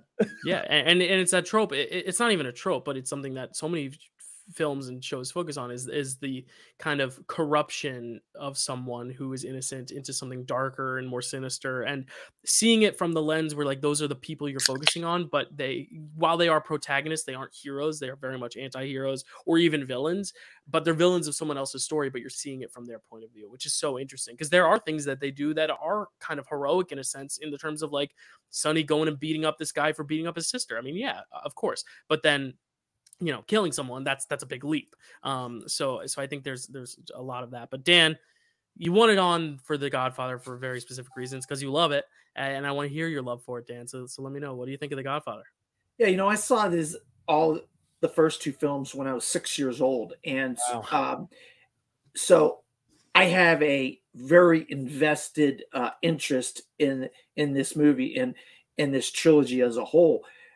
It just, for me, who grew up poor and who grew up in a really difficult lifestyle, and you see this glamorous world of, they're at the wedding and they got the big Frank Sinatra-esque guy who originally was supposed to be in the role, but he turned it down. He did not want, and they ended up getting a different actor. I forget his name. You got as Johnny Fontaine, he comes, and then you get this they're singing and they got the Italian, the life of this Italian family, the food, the glamour, the glitz, this whole world. And then but it starts out with this black, and then he's talking, Godfather, my daughter, she was taken advantage of by this man, and I know I didn't come to you before. I came to the police, but I'm asking you now, well, why didn't you come to me? I didn't want to be involved. You see, you insult me, and then, all right, I'm sorry, Godfather. And then he's like, all right, I'm going to ask you for a favor. You're not going to know when this favor is, and I'm going to need you to take care of something for me. It might not happen. Yes, Godfather. Okay, have Clemenza take care of this. And it's just, and then all these people, even Luca Brasi, on the day of your wedding, of your daughter's wedding, I want you to know that. And then the music by Nino Rota, it's just like, oh God, the music is this, it just goes through your ears, like, how can this music be any better? And then you got James Caan, and I'm going to talk about something else in a second, but James got the tough, kind of rugged kind of guy of the family. And then you got Michael, he's not part of the family. And he's got Diane Keaton. And she's like, oh, don't worry. That's, he gave him a soul. I'm going to make him an offer. He made him an offer he couldn't refuse. And he tells a story about helping out Johnny Fontaine. And then you got this, he picks up this kid off the streets, and he ends up being their lawyer, and Tom Hagen and Robert Duvall. It's like, these guys have heart. They have a heart inside them. Some stray kid on the street. Now you're part of the family, and put him into school, and he becomes a lawyer. But then it's like, these people, they have something inbred inside them to protect their family, well, you do me bad, then I'm going to do you triple fold. And then Michael, he just takes this whole thing personal. He takes it, his family is important to him, and he takes it personal. And I wish are these people criminals? Sure they are. But that's the kind of family I wish I had. I really wish I could have been a part of this family, the Corleone family, and being involved with Italians and Italian families in the future, and seeing how they eat and how they break bread and how they sit together and how they also take things personal, and Michael just has this whole thing where he just goes down as the movie's going on, little by little by little. He just kind of just starts going down to hell, but he's doing it. He feels like he's doing it. And that scene at the end where he's one time I'll tell you about my family business, and he gets, don't ask me about my family business. And he talks to her, and she's, did you kill such and such or whatever? And he says, no. And then she walks out, and you see the door shut. Yes. Oh, it's a perfect final shot. Perfect final shot. Yeah. And it's just like, what these people are doing is reprehensible, but you can't help but want to be part of it. You want to be in Corleone family. Yeah. And I just maybe I don't know if I want to. I wanted to be as a kid. I think I understand where you're. I want to understand where you're coming from in the sense of like, you want something that's that strong together and that tight knit and that loyal, but also with that comes so much danger. And I think that's why this film is so intriguing, is that there's so much danger woven in between the love. Because I agree, like, they do this from a place of love, and the greatest villains, I think, in film don't know they're villains, are the ones that think they're the heroes. Yeah. And I think that's this idea that like everyone here is this tight knit unit. And it's like, if you go against the family, we're going to get you. But like, there's a danger to that also. And I love how so much of the film is shown, not just from Michael's eyes as his slowly progression into badness and madness, but like also from Kay's point of view, Diane Keaton, in the idea that she is the outsider. She knows nothing. And the fact that at the end, he's like, you're asking one question and never again. Whereas in the beginning, he's very nonchalant. He's like, yeah, he'd say he'd blow out his brains if he didn't do this. He says it so nonchalantly, where it's like, that Michael is so different. That Michael's dead. It's a new Michael. It's the Taylor Swift thing. It's like, Taylor's dead. I'm the new Taylor. You know, it's that. Is it true? Quotes. Not to interrupt you, Dylan. No, keep going. I mean, there's so many iconic lines in the movie. Mm-hmm. Oh, there's a package for you. Oh, what does that mean? It means Luca Brasi is swimming with the fishes. Oh yeah, it's so good, but so bad at the same time. I'm like, oh my god, yeah, so clever. And Clemenza, you know, they get the eye. They know what they're doing. He takes what's his name out, shoots him. Hey, leave the gun. Take the cannoli. You know, and I'm going to make him an offer he can't refuse. I mean, there's just so much in the Godfather that's part of lexicon now. We use these every day in our language, and it tells you when, like Casablanca, where when you have lines from movies and they're part of our everyday lexicon, it tells you something about that movie is important. Mm-hmm. That we take the lines, the things that people, and you know, you're an animal lover. Just some stray cat in the studio that's running. Picked up cat, starts stroking the cat, and that becomes part of the movie. You know what I mean? Mm-hmm. It's like just little things like that, you know. But I don't want to talk about The Offer too much. But when you watch The Offer, guys, it gives you a whole new level of appreciation for what these people did. Coppola, all the guys that were involved, the producers, Puzo, I mean, everybody, because The Offer really shows what a difficult process making this movie was, and what ended up being made. You're blown away. You're absolutely blown away. That was one of the things I was going to bring up too. Is that I haven't seen The Offer yet. I will, but now I'm in Oscar mode season, so TV is going to have to wait a little bit. But like, I really think, like, I've read the book. The book's not that great. It's really not. And I think that's one of the best things about this film, is that it's such a great transformation from novel to screen. And that's why, yes, Cabaret gets so much credit for the editing and the production design and the direction, and it should. But this film, in terms of screenplay, I think was the deserved winner, because they took a book that wasn't just kind of good mafia story, but ended up making it so iconic with the different dialogue changes and the fact that they adapted this book to not just become a good movie, but a classic that has stood the test of time, that ended up being the highest grossing movie of that year, taking down such a heavy favorite in Cabaret to win the Oscar. I mean, it was an underdog at the time. Nowadays, we don't look at it as an underdog, obviously, because it's The Godfather. I mean, it is one of the most iconic films of all time, but I think it's because they successfully adapted it so well.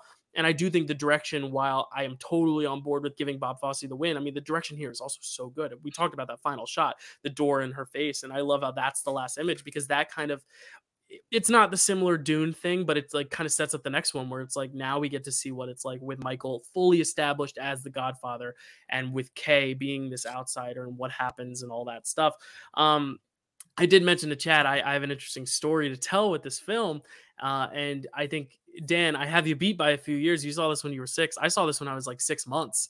And I don't remember it, obviously, but my parents, they wanted a date night, and they were like, you know what, we're going to try leaving me with my uncle and aunt. My uncle, who his name's Kirk, but we call him Uncle Buck because that movie came out around the same time too. So my dad's like, his name's Uncle Buck, so I call him Uncle Buck. My Uncle Buck and my Aunt Rochelle, Aunt Roro and Uncle Buck, they're watching me and they're babysitting me. They're like, go on your date night. We'll watch the kid. And I start crying like crazy. And they're like, oh shit, what are we going to do? What are we going to do for this screaming, crying child? Like, we need to do something. And he's like, let's put on a movie. And what's the only thing on TV? It's The Godfather, and it's starting right at the time. It's got the string, the opening, and it's like, all right, let's put him in front of the TV and see what happens. As soon as that movie starts and Brando starts his whole thing with the he starts doing the whole thing.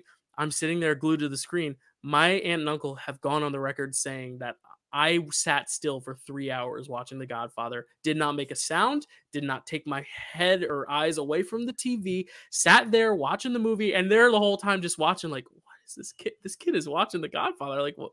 He's actually watching it. I don't think I could comprehend it, but I just felt like, because as I got older, my grandparents and my aunt, uncle, and my parents, like, they would all tell me that story. They'd be like, when you were little, Aunt Roro and Uncle Buck sat you in front of the TV and made you watch The Godfather to stop you from crying, and you sat still and watched it for 3 hours. And they like to take credit for me being a film fan because of that. You know, some kids, that would make them sociopaths or psychopaths, but I think because I was too young to really retain the information and actually comprehend what was going on, I think that was safe. Like, if I was a year and a half or 2 years old, I think that film would have tormented me. But I think being 6 months old and just watching this, like, they were like, that's a cinephile. So I just think that's a fun story, the fact that I was in diapers watching The Godfather, and then I didn't revisit it for so many years because I had seen bits and pieces, like in film classes and just regular classes, and just seeing scenes from the movie. I mean, the horse scene is something that so many people play, and I know Chad and I have talked about how, like, the animal brutality is rough, but also luckily, it's such a short scene, and it does kind of set up the whole idea of, if you go against a family, we're going to go to drastic measures. And I think it's important to show the most drastic measure, being an animal, this beloved animal. I think it's harsh to see, but it's also like, it sets up the idea that, like, this is a family you don't mess with. But I've seen scenes and pieces as I grew up, but not till the quarantine did I watch it in full again, since I was a baby. And it was like watching it for the first time, obviously, because when I was 6 months old, I couldn't retain it, but like, it was like I was watching it the first time, even though I'd seen so many different scenes and stuff. And it just, every time I watch it, it feels like the first time, because it is all so engrossing and it's so fresh, and every line of dialogue's perfect. Every zoom and cut is perfect. The scene, I call it that scene because it's like the climax of Michael's story, when Michael is sitting in the restaurant contemplating if he's going to do it or not. And you see they don't do subtitles for what they're saying because they want you to be solely focused on Michael, because I don't think Michael is even listening to what they're saying. The fact that the other guys are sitting there and talking, and you don't see any subtitles, because they may as well not be talking, because Michael's so focused in on this decision he's going to do, and this camera comes close to his face, and he's sitting there, thinking about what he's about to do, and then he goes to the bathroom, and you're like, is he going to do it? Is he going to do it? And he struggles to get the gun, and then he comes back and does it. And it's like, that's the pivotal moment where he finally says, I'm in it. This is my life now. Like, I'm doing it. Like, that's the moment where he finally decides, that the switch goes off, and he finally says, like, I'm doing it.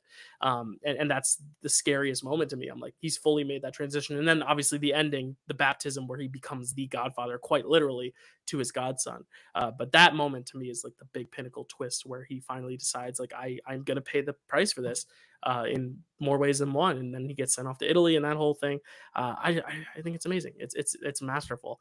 I could go on 3 more hours just dissecting every frame of it, but I'm not going to. But it's amazing, and I'm glad my grandparents or my aunt and uncle showed me this when I was 6 months old, because I like to believe that's what made me a cinephile. But I don't know, maybe not. Yeah, I mean, that's a really great story.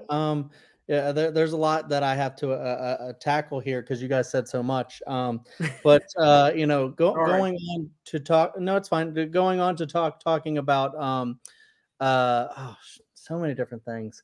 I think because when I'm watching like Breaking Bad, to keep going back to this, is because I see so many great parallels. You always want to sit there and wonder. And Dylan said a couple great things about what's the point where Michael Corleone becomes that guy. And there's so many different points that you like, no, it's that part. No, it's that part. It's the same thing with Walter White and Heisenberg in Breaking Bad. And I'm like, that's why I love seeing these little things that I go, like, Breaking Bad did that after The Godfather did. And it's like the certain scenes, not just with him closing the door, being like, I'm shut in. I'm fully transitioned now.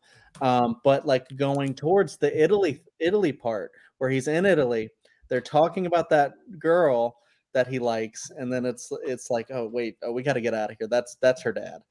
This is really this is awkward. And he's like, no, call him over. And I'm like, oh my God, this is him. He's like that guy already. And he's like, like, he's not like brutal or anything, but he's that confident, like Michael, like becoming more confident. Like, no, I want to talk to her. I want him to come over.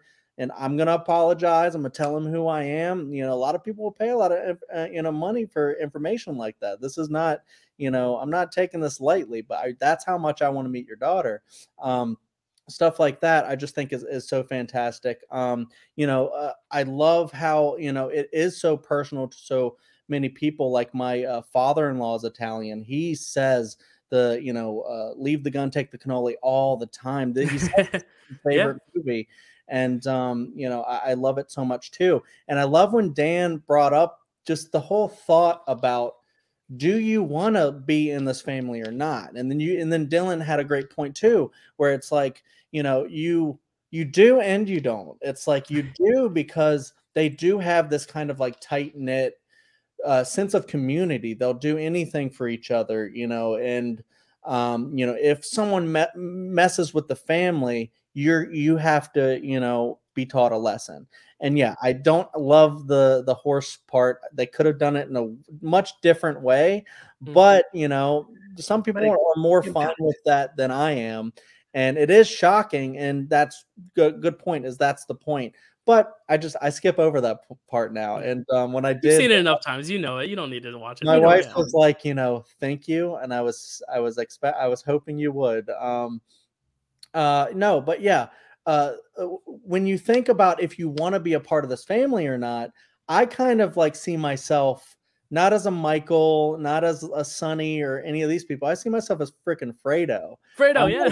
I'd be the one where my dad gets shot, I fumble the gun, and then I just cry. Yeah. That's me. Mm-hmm. Yeah, it's almost too much for Fredo. And John Cazale, man, like we talked about it with Dog Day Afternoon, but like he does, I think, 5 films, and then he passes away suddenly from cancer. Yeah, it's so sad. Meryl Streep's husband, John Cazale. I don't even know if they were married, fiance maybe. But that's a talented ass couple. All 5 films were nominated for Best Picture. That's right, Dan. It's Godfather, Godfather 2, Dog Day Afternoon, Deer Hunter, and The Conversation. All right, we'll talk about The Conversation next month. Yeah. Oh, we'll have a lot of conversations about The Conversation. Oh, yeah. One thing I wanted to bring up when you brought up the Italy scene, Chad. 2 of my favorite film devices in this scene. One is the transition to Italy. It's right after Vito is on his deathbed and he's like woken up finally, and Tom Hagen, I think, or someone's telling him that, Michael's in Italy, he's okay though. And he wakes up, and the transition to Italy, it's on Vito, and as Vito's face disappears and the tree in Italy comes up, his mustache literally becomes the tree. If you watch it, like the transition, you like see the way his face is positioned, like and I'll put it in post. I'll put the scene over this while I'm describing it. But like his face becomes the tree. It's freaking amazing. And then another thing is, I love when movies are able to show passing of time effectively. And I think having Michael get beat up by the cops right before he goes to Italy is helpful, because in Italy, you see, he still has that bruise on his face. And it just goes to show how sudden it happens and how quickly it all happens. The fact that he still has the bruise on his face, I think it shows a really nice passage of time in the fact that time hasn't passed. And I think the bruise is there as a reminder of like, this just happened. It's all still so fresh. And I love that filmmaking device of using just something subtle like a bruise on his face to show how much time hasn't passed. I think that's just such an interesting direction technique. And honestly, if any year we could have a tie for best director, like I would have loved for Bob Fosse and Francis Ford Coppola to both get it this year. Yeah. But as we'll talk about next month, it kind of ends up working out where like Fosse got it this year. Next time it's Coppola. So it's like they each get their own, and they have a little rematch in 74, which is kind of fun too. But just such a great directed film. Just a couple more things real quick. Go for it. Look, I don't know if you guys have seen the 4K of this, but they kind of clean up some of the grain in this film, which if you saw it without the cleaned up 4K version, it has this style and this cinematography to me with the grain of the time of when it came out. And I saw it as a 6-year-old, and I've saw it many times. It has this, like the shadows and some, like when Luca Brasi goes in there and he's like, oh, you want to, and these guys come behind him and kill Luca Brasi. And then the hospital scene where you get the florist and you hear the steps, the shoes click, click, click, click, click, walking down the hallway. And you're just like, these scenes they create such great tension in so many of these small scenes. And then the other thing to me is what I love about Italians is you guys know how to eat. You know how to make food. And I am a foodie, especially when it comes to really good Italian food. And that scene where Clemenza, he's over there, hey, you got to put this sauce, you got to put a little bit of wine in there, a little bit of sugar, that's his trick. That's his trick. And this little I'm like, no, I want to eat all that. Right now, every time I watch The Godfather, I want to eat that. And that little restaurant, that's a real little restaurant. Louis' restaurant is a real restaurant.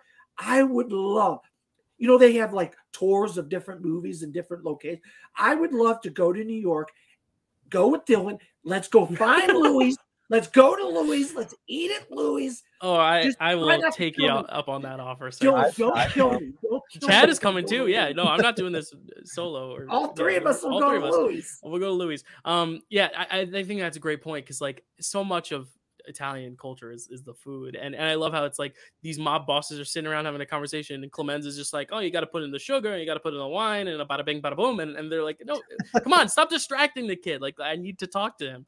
And that's what it is. It's like you get caught up in just talking about the meal on the table that you forget that like, oh yeah, we've got business to attend to. And that's why the cannoli line is so good too, because it's like it's such an off the cuff, side line, but it's so good because of that. Yeah, I think it's amazing. Wow, yeah. The Godfather, we did it. Yeah, it's a long movie, but there's so much good stuff in there. Yeah, I do really love, like, I'm not Italian, but I love just like watching that world and just seeing like all the different stuff that Dan was talking about. Like, you get the food, you get the just the vibe, the wedding, you have all the Italian people singing in the wedding and dancing. And my apparent, I think that was shot in Staten Island, because apparently my father-in-law said that, he dated one of the little girls that danced in that scene. Because his family, it might've been Long Island. Maybe Long Island. But anyways, yeah, I think the biggest reason I love this movie, and I'll just keep saying it, is Michael Corleone. I just think he's one of my favorite characters in film history now. It's because I love that he's the smart guy. Like he's the smart one. Like the other guys have been in it, they're learning the trade, and he hasn't really been, but he's the smart one. Like, when what's the name of the main guy? Vito? Yeah, Corleone. Vito. The dog. When he's in the hospital, he's about to get killed. Michael's the one's like, no, we got to move him. We got to move him. And then when the other guy shows up to give flowers, he's like, put your hand in your pocket, pretend you have a gun, you'll be fine. And I'm like, how does he know all this? Like, he's just he just can think in the moment and just, And then when he shows up in Las Vegas and he's like pretty much that guy already, and he's like, yeah. And then Fredo's like, no, don't cause trouble up here and stuff like that. He's like, you do that against my family. Because it's so interesting. Because in the beginning, Michael's the outsider. He's the one who is even coming to the wedding. Is he here yet? Where's Michael? Because he's such an outcast. He has his own life, and that's why it's so heartbreaking to see what happens with Kay. And he didn't even know that his father had been shot until much later. He finds out in the newspaper. Yeah, no, a great point. To where at the end, Tom Hagen, who's the consigliere, which is like the right hand man, the sidekick, the LeFou to the Gaston, he is like, yo, why am I being demoted? And he's like, this is what we decided, and it's because Michael's in charge now. And it's like, well, I've always been here. Yes, I'm not part of the actual family, and I think that's part of it too, is he's more adopted into the family, but it's like, I've been here, and now this guy just gets to stroll in, and it's like, that's the business, that's how it works. And if the thing is, if he argues it, he gets whacked right there, and that's crazy to me, and that's why it's so scary. And that's why I like Robert Duvall's performance too, because like he has to just be this guy who has to take it and take all that shit, even though he wants to speak out, but he's like, there's really nothing we could do. And even Vito's like that too. He's like, it's the way it gotta be. Oh man, so good. I love this movie. Love it. Yeah, I mean, it's brilliant. This year, it's so good. Yeah, The Godfather nominated for 10 Oscars, tied with Cabaret, but only 3. But the 3 it wins, some heavy ones. It wins Best Picture, wins Best Actor for Marlon Brando, which was then declined. So technically you could say 2 and an asterisk, but he is the winner that year. And then Adapted Screenplay. But it also gets nominated for Director for Francis Ford Coppola, for Costume Design, Sound, Film Editing, it does not get nominated for cinematography. I don't know. Maybe they didn't like the green. I like the green. I do. I think the 4K cleans it up too much. I like the one that I think Chad has as well. The Coppola restoration really keeps the integrity of the piece, which is really I have all these vinyl. You want to hear the crackle and pops? Yeah. Oh, the crackle and saying. pops. Snap, crackle, pop. Rice Krispies. Love it. And then it also gets nominated for three supporting actor nominations. Doesn't win any.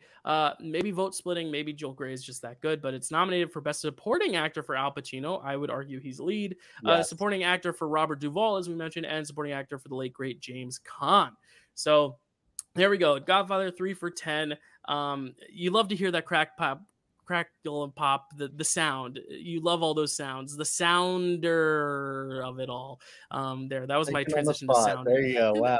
I had to come up with something on the spot. I was like, how do I connect it to The Godfather, a family story? Well, I guess Sounder is also a family story. So there we go. Let's talk about it. Chad, All Sounder, right. tell us. Let's do it. Sounder, directed by Martin Ritt, written by Lonnie Elder III. Cinematography by John A. Alonzo. Music by Taj Mahal.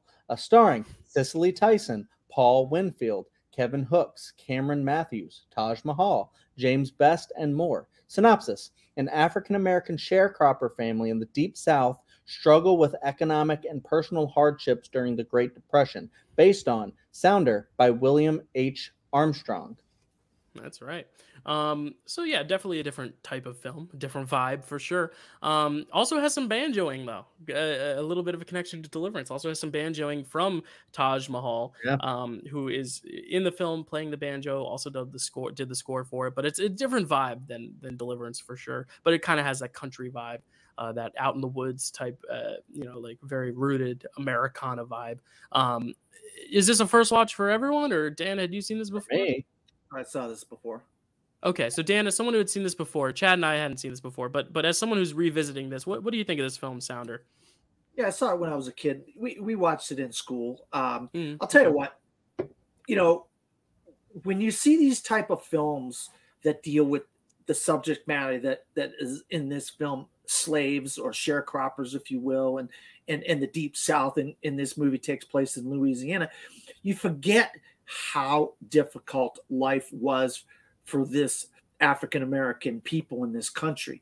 And this man, he's trying to get his crops going and stuff, but he has to steal something so he could, and then he eventually gets caught and he has to go to jail. And so this boy is kind of growing up on his own with his mother, and she's holding this family together. And I'll tell you what, right now, Cicely Tyson and Paul Winfield definitely deserving of Academy Award nominations.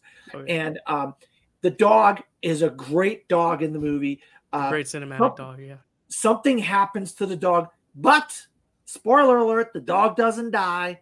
The dog does not die. Which is probably refreshing because we're coming off of, Chad and I watched The Yearling last month. Fuck that movie. And then we watched the horse death in The Godfather. We watched The Cat and The Emigrants. Like, this was a nice little palate cleanser of, like, it's still sad when he gets shot. Like, that's sad. Because you're like, oh no. And I don't know if he. It's not just sad. It's shocking. It's shocking. Yeah. I don't know if he gets directly hit or if it ricochets, because he's bleeding, so obviously he gets hit in some way. But I don't know if he gets shot directly, because I feel like that would have killed him. But it might have bounced off. I think it bounces off the ground or grazes him in some way to where he's still bloody, but it doesn't directly shoot him. So thank God he survives. But I'm so grateful they didn't kill off the dog, especially because the movie's called Sounder. It would have been really upsetting.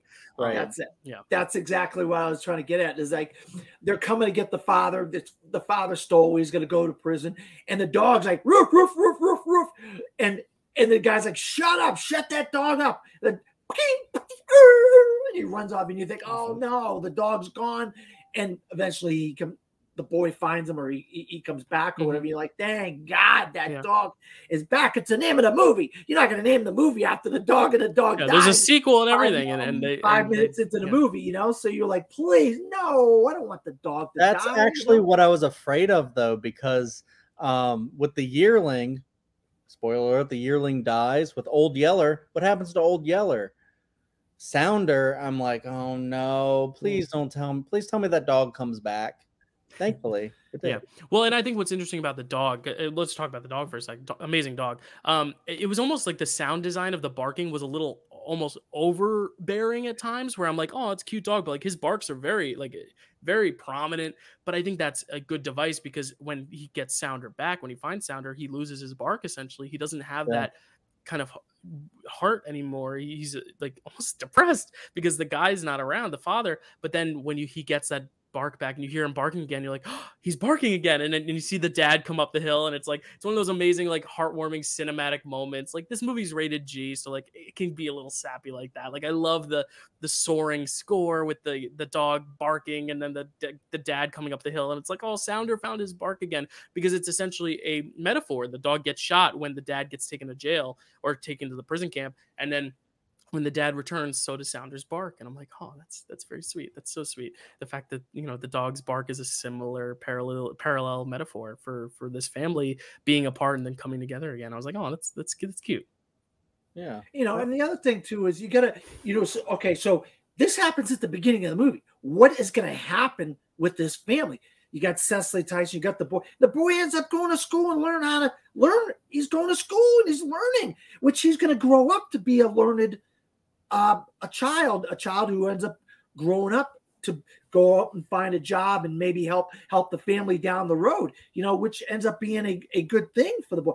The mom, she's kind of susceptible. She's, you know, I don't know about this teacher. I don't know about you going to learn how to go to school and all this stuff. But it actually turns out to be the father going away and the dog being shot turned out to be a good thing for the boy, because he ends up branching out a little bit and ends up learning, going to school, and which is a good thing for him and the family eventually. Yeah, because I think a more conventional approach to a story like this would be all about the imprisonment and like trying to get the dad set free. Even though he is guilty, he steals the food, which, you know, it's very Jean Valjean Les Mis. It's like he steals it for a good cause to help his family, but at the end of the day, he is stealing. But it's like, I was worried the whole film was going to be about the court and the prison and stuff, but it's really not. It's about this kid who goes off to find his dad, but then when he goes off to find his dad, can't find him. He doesn't see him at the camp, but ends up stumbling into this woman's house and learns that there's so much more to this world than just working on a farm. And I think that's so important. This is a film about why it's important to not be tied down when you're young and to be open-minded. And as a kid, to try their best to like learn all you can at a young age. So then when you are older and you have to work on a farm or have to do have to do your job, you have all this wealth of knowledge. And yes, there's conversations to be had about institutions in general, obviously, but that's not necessarily what this film is saying. It's just that this kid, because his father's away, he has to kind of step up and do that thing. And he's deprived of so much. So when his dad comes home, he feels like he almost has to help him out. He's like, no, I'm going to stay on the farm with you and help. But his dad's like, no, like, go out, learn, be that kid, like be a kid, learn all you can, because you're never going to get that time back. I'm old now and I don't have that time back.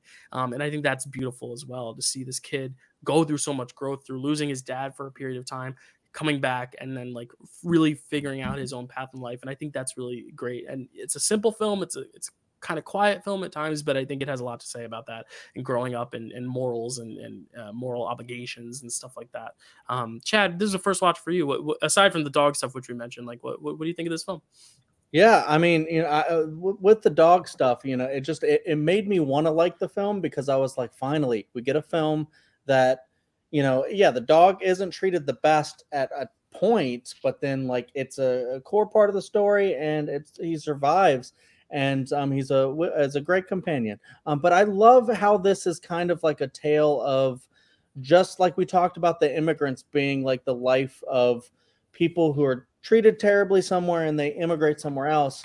These are people who are trying to make it against all this, you know, adversity that they face. Like, you know, the guy steals a thing to feed his family, and he goes to jail, and then he goes to sent for a year to work on like a farm or whatever. And it's like, you know, if he were a white man, do you think he would have been penalized as hard as he was there? And so you get to see just how hard it is just to be a sharecropper in general, but just how harder it is being an African-American family, having to deal with hunting, seeing if you can get your crops to grow, but then also dealing with all these white people who are going to try to cause you problems as you're doing all that on top of it. And it's like, you know, the whole thing where it's like, you know, women have to work harder in the workplace to get ahead. It's like, well, so do African Americans. They have to work harder to be, taken seriously, especially back then, and to be, get a leg ahead. And I love how the little boy, I guess he's not really a little boy, but a boy, does get a leg ahead. I love when he like finds this, because he goes to school initially, and the teacher's like, just like this, like, kind of typical like Southern, like, teacher, and she's just kind of like rotely like reading stuff, and I think she's like kind of mean to him even. And then he finds this other class where it's a black teacher, and a lot of people that look like him, learning about things and being encouraged to learn, and Black history too, like specific Black history. And I forgot about the first school, Chad. I forgot about the first school. Wow, that was awful. That teacher was awful. And even when, exactly. And even when she gets there, she reads like a poem by W.E.B. Du Bois, and it said something about how, you hear about like the African American like heritage just being erased by what happened to them being brought over as slaves, but just like you think about like how much their progression has just been stunted by being treated the way they're treated, and just like being not given the same amount of opportunity. And it's just like it's kind of a great metaphor, I guess, to say that the family, like Dylan said, the family is kind of like stuck in this one place, but the boy doesn't have to be. And the boy can be, because any other dad would probably say, no, stay here, and help us with our shit. But he's like, no, you need to go learn. You need to be the next thing. If we're ever gonna, as a family, but as a people, if we're ever gonna, rise up, sometimes we have to take the opportunities that are given, and then just take it by force if necessary, and stuff like that. One thing that I think is cool transitioning from The Godfather is like we talk about family, and Dan obviously talked about like the crux of that family in The Godfather being so tight knit, and I think we see that also with the Emigrants and also with Sounder, this idea of a family being bonded by something, and yes, he steals, and yes, he goes to prison camp, and that gives Cecily Tyson's character a lot of like growth too, as like this mother who has to hold the farm down herself. But I love how it's all about the family, and it's all about this community, and Sounder is essentially that metaphor for the voice of that family. Like when Sounder's bark comes back, the spirit of this family comes back, and I love that as a metaphor. That's such a good and I love that family dynamic. And this is a love story that's not just romantic; it's a love story. Yes, that's romantic between the two, but it's a love story between father and son, and father and daughter, and mother and son, mother and daughter. But school, a teacher who wants to teach, and a student that wants to learn. It's a love story just in that sense as well, and it's a palpable one because of it. So yeah. And just like reading some of like the critical reception of this film, it was just so interesting just to see where this film was placed in like the lexicon. And you can see at the time it was apparently supposedly just a lot of like Black exploitation films, and them trying to establish themselves having like their own art form. And this one is a more like conventional, like something that like Hollywood would actually make, but about a Black family. And I think it was one of the first ones to do that. And I think that's pretty incredible. For sure. Yeah. Any last words on the Sounder? No. I think Chad really expounded on it. Really good, Chad. Yeah, really well done, Chad. Sounder, we're sounding off now. Signing off. I don't know. Sounder 0 for 4. Sorry, we've talked for a while. This is one of our longer episodes, but because two of these films are 3+ hours, and a few of them just require so much great conversation. But Sounder nominated for 4, doesn't win any, but it's nominated for picture, adapted screenplay, best actor for the father Paul Winfield, and best actress for Cicely Tyson. Rest in peace. She passed away a few years ago. Great cast, great crop of movies. Now we have to do the daunting task, and this is one of the hardest ones, I think, to rank. It's very hard. Such a good year. I don't think there's a bad film here. I think they're all good films, and that's very rare too. So I am really excited to find out where you all fall on it. So we're gonna start from 5 and work our way up to 1, and then at the end, the one that's most commonly at the top, which I might have an idea, but we'll see, will be our number 1. So number 5, Dan, kick us off. What do you got for number 5? And I want to preface this by saying what Dylan said. There isn't a bad film in a bunch. I mean, you talk some years, 4 great films, 1 mediocre film. I'm telling you right now, and I messaged you a month ago, said I had already watched all 5 of these. What a crop of films, I said. Really good. What a crop of 5 films. But just because of what films we have, I'm just going to have to say Sounder is number 5. All right. Chad, what is your number 5? And yeah, my top 2 are set. My Mhm. top 2 are easy. And then the 3, I'm like, what the hell do I do with these 3? I think I'm going to go The Immigrants. All right. Number 5. And my number 5, we're all different. My 5 is Deliverance. So here we go. Let's see what happens now. Dan, what is your number 4? My number 4 is Deliverance. All right. Chad, what is your number 4? My number 4 is Sounder. All right. And my number 4 is also Sounder. So moving on to number 3, Dan, what do you got? I got The Immigrants. Immigrants at number 3. Chad, what is your number 3? Deliverance. And my number 3 is also The Immigrants, which means we all have the same top 2. Let's see where we fall. Dan, what is your number 2? And I'm going to tell you this. I know I've seen Cabaret before, and I don't remember. I didn't remember it because I probably saw it so young and it didn't. But as an adult, now re-seeing it, seeing Liza Minnelli just literally jump off the screen. For me, I could not take my eyes off of her. The scenes with Joel Grey on the stage, I mean, I love those scenes. Even some of them are kind of seedy songs that they're singing, or greedy money songs or whatever. Money makes the world go round. Yeah, I love that. Money makes the world go round. It's like, yeah, you're right about that.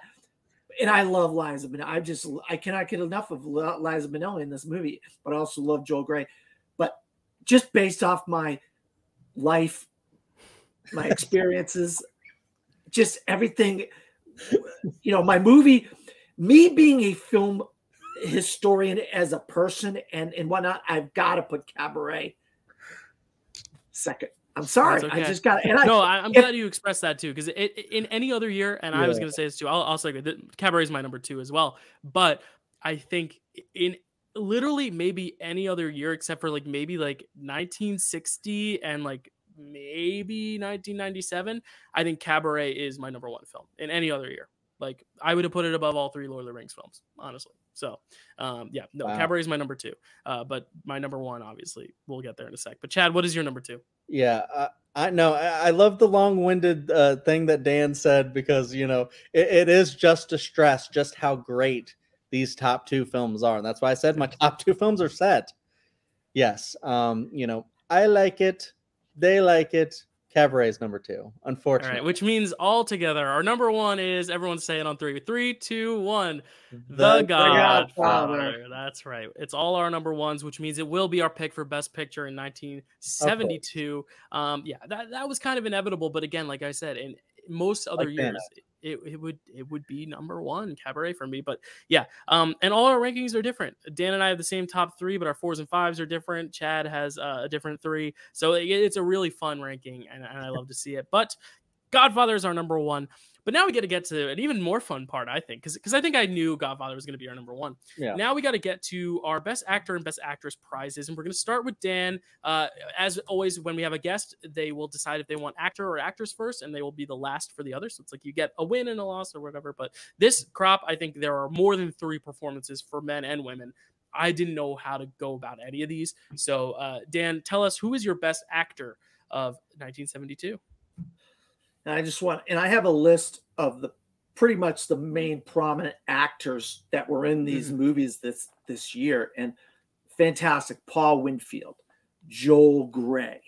Who else did I have here? I had them all written down here. Now I can't remember. Joel Grey, Marlon Brando. What am I doing here? What the heck am I doing? I'm an idiot here. John Voight. I knew I was missing somebody. John Voight. John Voight, Joel Grey, Paul Winfield, Marlon Brando. What an amazing crop of male acting performances this year. But for me, the one who just transitioned from a meek kind of family man who's coming from the army, who's got his girlfriend, and turns into this absolute like monster of a human being. But it's all because of family, and it's all because I am trying to protect my kids, my wife, my sister, my brother, my close-knit people around me. And why he wasn't in the best acting category, I have no idea. Mm-hmm. I love Brando in this movie. I love what he did with the mouth and the cat and some of those types of things. But Al Pacino should have been in the best acting category, and he should have won best actor before when he won in 1994 for Scent of a Woman. Scent of a Woman. This is an absolute travesty. Yeah. Al Pacino did not win an Academy Award before 1994. It's ridiculous. And he should have been nominated this year, and he should have won this year, and he's my pick. That's a great. What's your favorite Pacino scene? Do you have one? My favorite Pacino scene is when we realize who he's going to. I will step up. I will go to Louis' restaurant. I will. Are you good? And then they're trying to teach him, like, you got to do this, and you know where the gun is. You know the gun will be there, and I can do it. I'll be there. And when he had that transition from the meek and mild, kind of the son, and then he realizes, this is my life. This is the future of me. This is who I am going to be. That's one of the many brilliant scenes that Pacino brings to this film, and he would have also been my number one. He would have been my number one as well. The other thing is, you could put Darth Vader, you could put Frodo Baggins, whatever. I think, and maybe even Rick Blaine, I think Michael Corleone is one of the greatest, if not the top 5 greatest film characters of all time. I'd agree with that. I'd agree with that for sure. And all those people have iconic quotes. I mean, Lord of the Rings, Godfather, Casablanca, and what was the other one? Star Wars. All the most iconic quotes. So, I would have gone Pacino. I didn't know if it would get around to me. I'm gonna stick with The Godfather only because it's a movie I love, and my best actor. You're gonna give me a choice for best actor that I can't refuse. It's gonna be Marlon Brando. I love him so much. That was a little too much Tony Soprano, not enough Brando, but it's okay. I love Marlon Brando in this movie. I think Pacino is my favorite standout performance. I do think he should have been up for lead, and I think he probably would have won lead if he was. I think the problem is supporting. That field was so crowded. But Marlon Brando, I think. He is also a lead of this film. I mean, he is the top billing. He's the top billing, and he is such a presence. Like even when he's in his coma or whatever, he's a presence. And I think he's amazing. I mean, that whole opening scene is so good. And even his ending scene, he doesn't say any words, but him playing with his kid in the little vineyard, like that's his grandson. Like that's sad, but also like kind of a fitting ending because, like Dan said, there is heart to these people, and that's what makes it more conflicting is they have heart. And the fact that he dies playing with his grandson, he doesn't die because he gets shot or whacked or he goes against a family or someone goes against him.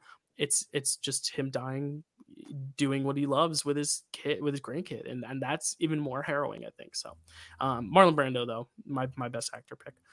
Chad, two good ones off the board, but you do get a pick. I know there's still a lot of good ones to pick. So Dan listed a lot of them, and it's true. It's pretty stacked.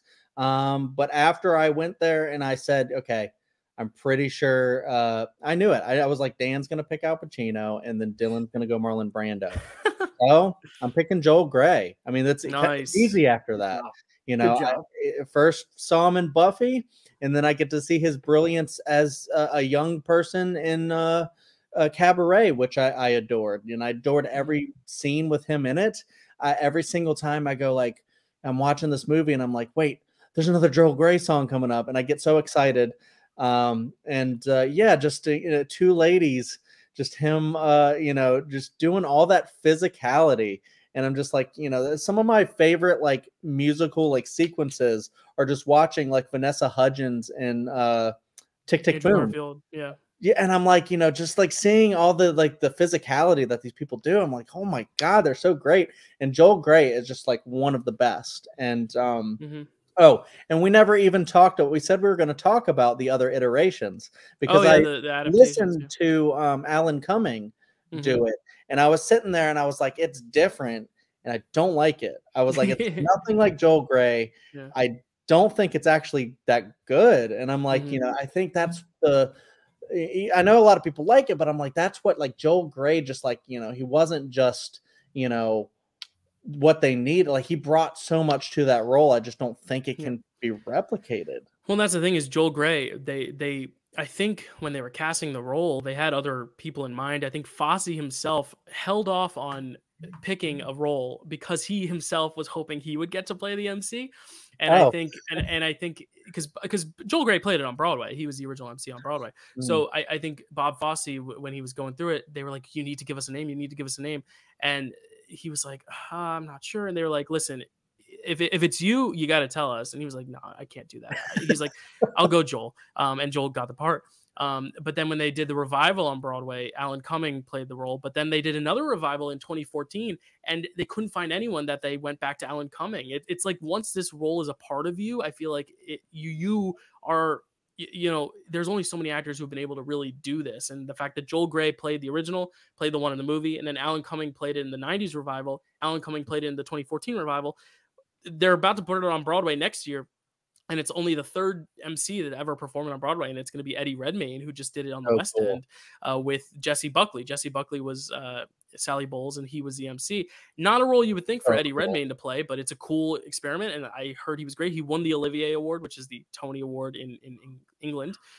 So I'm very interested to see if his performance is great because he's only the third MC to be doing it in that professional, that big of a sense. Well, so, and I'm sure there are other understudies as well, but like those are the two, Joel Grey and Alan Cumming, and now Eddie Redmayne stepping into those shoes. It's hard shoes to fill, and Joel Grey, I think, set them so well for sure. Definitely. And I can see Eddie Redmayne doing that because I mean he did like the Danish Girl and stuff like that. We've seen him be very kind of like flamboyant in a way, and like I could see him doing those moves and whatnot. But yeah, I just I don't know. I just adore Joel Grey and just like the looks that he gives and stuff. I just think are the eyes. So. Oh, the eyes are so expressive. Yes. Oh, and the other thing I want to bring up, the fact that Joel Grey himself is Jewish. I think very important for the punching back at the establishment around them, the growing Nazism. Yeah. And I told Chad this off air, but Joel Grey just directed a production of Fiddler on the Roof in Yiddish, in the original Jewish language. It's off Broadway now, but yeah, it's still playing. My friend Kirk is in it, so go see it. People, it's good. Yeah, Joel Grey, an amazing actor and director. I got to meet him once. He's amazing. I got to see. This is another side tangent. I saw Chicago on Broadway. It was a special birthday performance for John Kander and Ebb, obviously, who did Cabaret and Chicago, wrote all the music for it. John Kander's 90th birthday, they did a special performance of Chicago, and what they did is they brought back all the older actors who had played the roles. So Cheetah Rivera was there, the original Anita and West Side Story. Cheetah Rivera was there. Joel Grey opened. He came out and sang Willkommen before they did the show Cabaret, before they did Chicago. He came out and did it. And Chicago, Cabaret, it's two different shows, but he came out and introduced and then said, we all sang Happy Birthday to John Kander. It was an amazing performance of Chicago, but also just like to have Joel Grey there and Cheetah Rivera and, all BB Newirth, all the classic characters or character actors. And John Kander sitting a few rows in front of me on his 90th birthday, and he's still alive, still kicking. So a really awesome moment to see Joel Grey in person and see him perform that song. Because now he's too old to perform that role, but he sang Willkommen, and I was like, wow, that's pretty cool. He juggled a little while he sang. It was awesome. Anyway, Chad, Best Actress. You get the first pick now for Best Actress, and what are you going to go with here? Let's do a 1, 2, 3 all over again. Let's do a 1, 2, 3 all over again. 1, 2, 3. Come on, Chad. We know what you're going to do. Yep, we all want her. I was just about to say, I feel like there's only there's a 1-1 here. If we were doing a draft day of greatest actresses from Best Picture nominees, it's Liza Minnelli because she is Sally Bowles in that role. She's brilliant. She does all of the stuff that's not musical so well, just playing that character, just, desperation, just, but even when you have like all of the stuff in movie, like they just did it and come on, where it's like someone like, just scream out your frustrations and your desires, just scream it out. That they do it with the train, and they do it in Sunshine Cleaning back in 2008. It's like a whole thing. It's like, the train's coming, let's scream, to let out all that, and just the exhilaration of it. And just, that's the kind of character that Sally Bowles is, and she just performs that so well. And even just like the musical sequences that she does, just that, tell me the song again. It's, One Day I'll Win. What is it? Maybe this time. Maybe this time. Say. Oh God. I always forget the name of that song, but I love it so much. And yeah, just her like belting that out, and just like, the physicality of it. And then just even like just all of the choices. I'm sure it comes from the show, the musical, but like just the way she does it, I just don't think it could ever really be topped. And just the way she reminds me so much of Judy Garland, but like you guys said before, also establishes herself as her own unique person with her own unique voice. Right. But also reminding me of that great Judy Garland, thing with the eyes and the, just vocals, and just what a talent begat talent, it's kind of a thing, and it's just brilliant. I love her so much. Awesome. So this is tough because she was my one pick, but now like picking a two, like there's so many I want to pick. I'm going to go with one because I think her performance, without it, the film is not as impactful. And I'm going to go Diane Keaton for The Godfather. She wasn't nominated for the Oscar, but I do think her presence and the dichotomy of her energy juxtaposed with the energy of the family, it's so amazing in creating this real barrier. She's almost the eye of the audience in this film. That whole last scene, but also all the scenes in between, when Michael finally comes home, she's like, tell me, like, what is going on? It's such a different Diane Keaton performance too than what we're used to seeing. Like we talked about Annie Hall, like it's night and day. Annie Hall, she's kind of this quirky, out there, confident, but also has insecurities, but is still an extrovert. Here she's all insecurities, all introverted, and I think it's just such a powerful performance. She does so much with so little, and I really do think, Michael changes, and she's kind of the opposite. She changes the other way. She gets even more, insecure as it goes on. So I definitely think she's, my favorite in that movie, which is already full of great women performances. But this whole slate is full of such good women performances. But Diane Keaton's always sticks with me, especially that last shot. All right, Dan, you got to pick one now. Two of them off the table. Do you have a second runner up? Maybe I know your pick probably would have been Liza, but who is your pick for Best Actress? No, when I knew I was going third, I knew who I was going to pick, because I knew what was going to probably be off the table. I knew I would have a choice between two, and I just think because of her journey, where this woman starts as this kind of innocent woman, then she's having all these kids, then she's trying to say, don't have any more kids. We can't afford to take care of them. Then she gets on the boat, she gets sick, and it's just like the journey of Liv Ullmann in this film, The Immigrants, is just incredible. You're like, you feel sorry for this woman. You're like, why do these people have to go through this? Why does this woman have to go through? Her children die at some points in the movie. It's just like, and then finally they get to Minnesota, and they're got this beautiful tract of land and all this, but they don't know Minnesota's a lot like Sweden. We haven't got to that part in part two of the movie yet. It's cold. It's freezing ass cold. Yeah. And hey, good luck if you can make any dang plants and get anything grow in winter up there in Minnesota. I don't know. Hey, the Giants were able to win a football game in Minnesota this week, so not all hope is lost. In a dome. Why did they mail the dome? Why did they play the dang games outside of Minnesota? Like Green Bay, like the men are men playing winter football. No, I'm in Foxborough and Gillette Stadium. Don't get me started. No, but no, Liv Ullmann, I never seen the lady before in anything.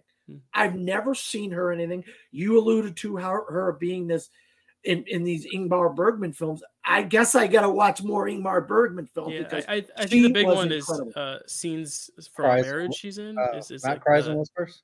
she's a supporting role in Cries and Whispers, Okay. I think. But her main things. She's in Persona and scenes from a marriage are her like two biggest ones. Yeah, she's amazing. those. She's amazing.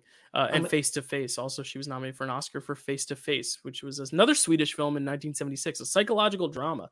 So that sounds interesting. She's amazing though. I agree. She was my number 3 or 4. Also, Cicely Tyson, honorable mention. Amazing.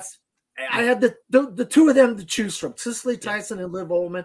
But I think the journey of what Liv Ullmann went through in that character in that film, I think she deserved my pick. Yeah. All right. So let's recap. This is a long episode, but definitely worthy. We had such great discussions. Before we head out, Dan's best actor, Al Pacino.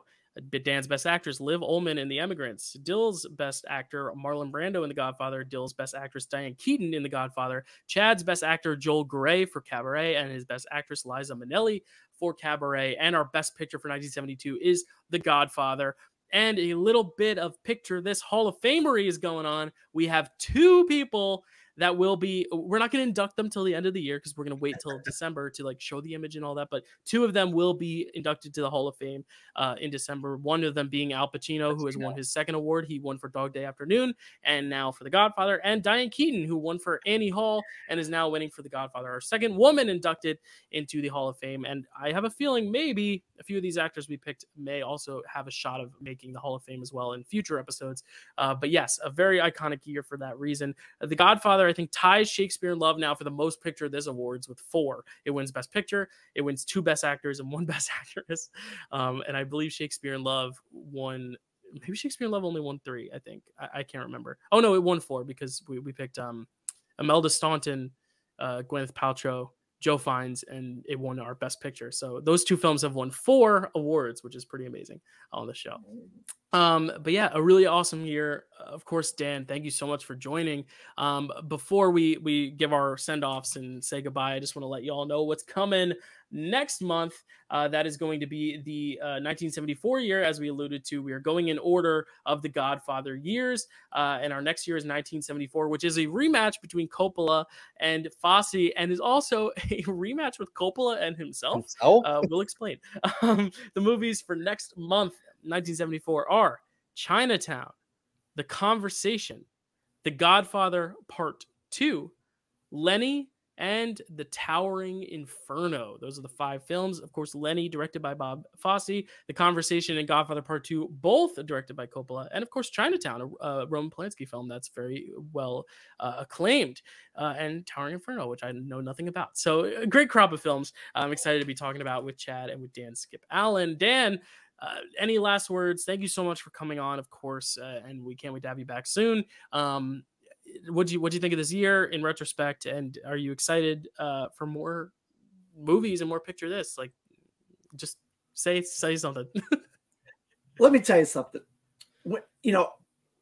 Behind the scenes stuff here, I've been such a champion of these guys because I just felt like this show really deserved an audience, and it really deserved people to watch, because revisiting, we all can't be Quentin Tarantino. We all can't have revisionist history, but with Picture This, you can have revisionist history, and everybody wants to have a little bit of revisionist history.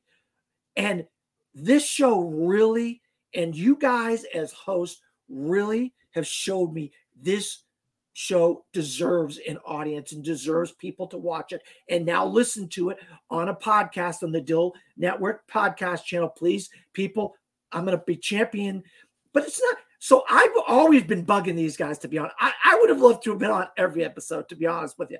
But if for the chance that I had to be on The Godfather is one of my 2nd favorite film of all time, and then go to watch some films I hadn't seen in a while, it was really an eye-opening experience seeing The Immigrants and seeing Cabaret, which I haven't seen probably and Sounder, since I haven't seen since I was a kid. And some of these, and it's like, wow, what a great crop of films with great performances. But it just listening to 2 other people talk about my second favorite film of all time, one of my greatest film going experiences as a 6-year-old, seeing this and seeing the second one, because I watched it on TV. But I'll tell you, something you might want to do one of these days, if you haven't done it, is to watch The Godfather and Godfather Part 2 in the where they take place in a it's called, I think, the Godfather epic. They released it as the Godfather epic, and it's chronological. It's both films meshed together in chronological order. Very, very interesting way to watch the first 2 Godfather films. But that's another whole thing for another conversation. But yeah, I mean, this is it just shows me that not only myself but other people can really love this movie and maybe have a little bit of criminal in them. Yes. And is there anywhere they can find you if they want to check out your written and published stuff?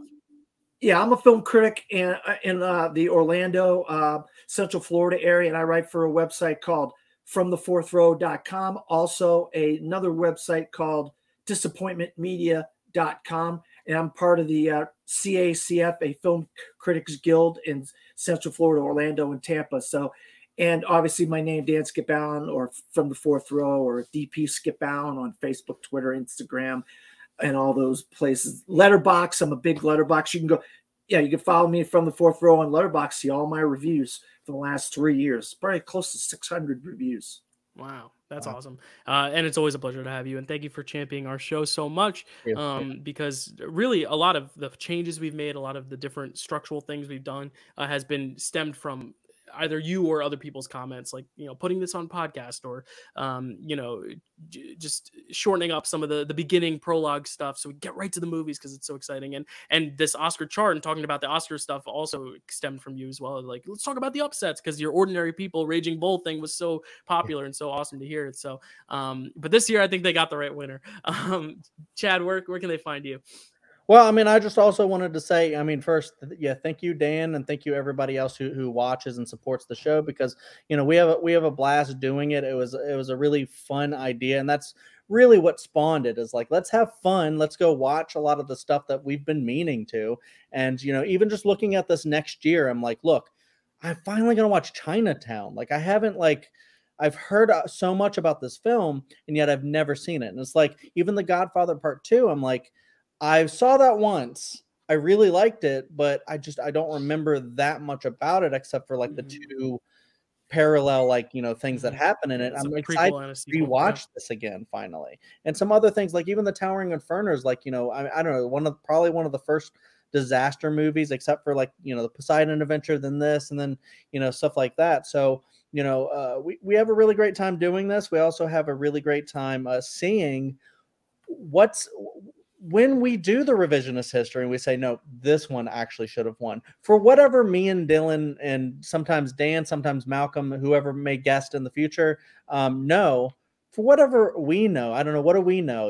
We're just critics and whatever, but we just have our own opinions, but we throw that out and we say, no, we think this should have been the winner actually. And here's why. And then sometimes it happens like this, where we champion The Godfather, and it's like, no, that's not an underrated thing we're doing. We're just reaffirming, like, no, this one is truly a special film. And I just love how we get to do that. And I'm so excited. And the reason I'm going on the spiel is because we're entering 2023, and I'm just so excited for the future of Picture This, the future of cinema, and the past of cinema, because that's what we go back to the past a lot. So thank you, Dylan, thank you, Dan.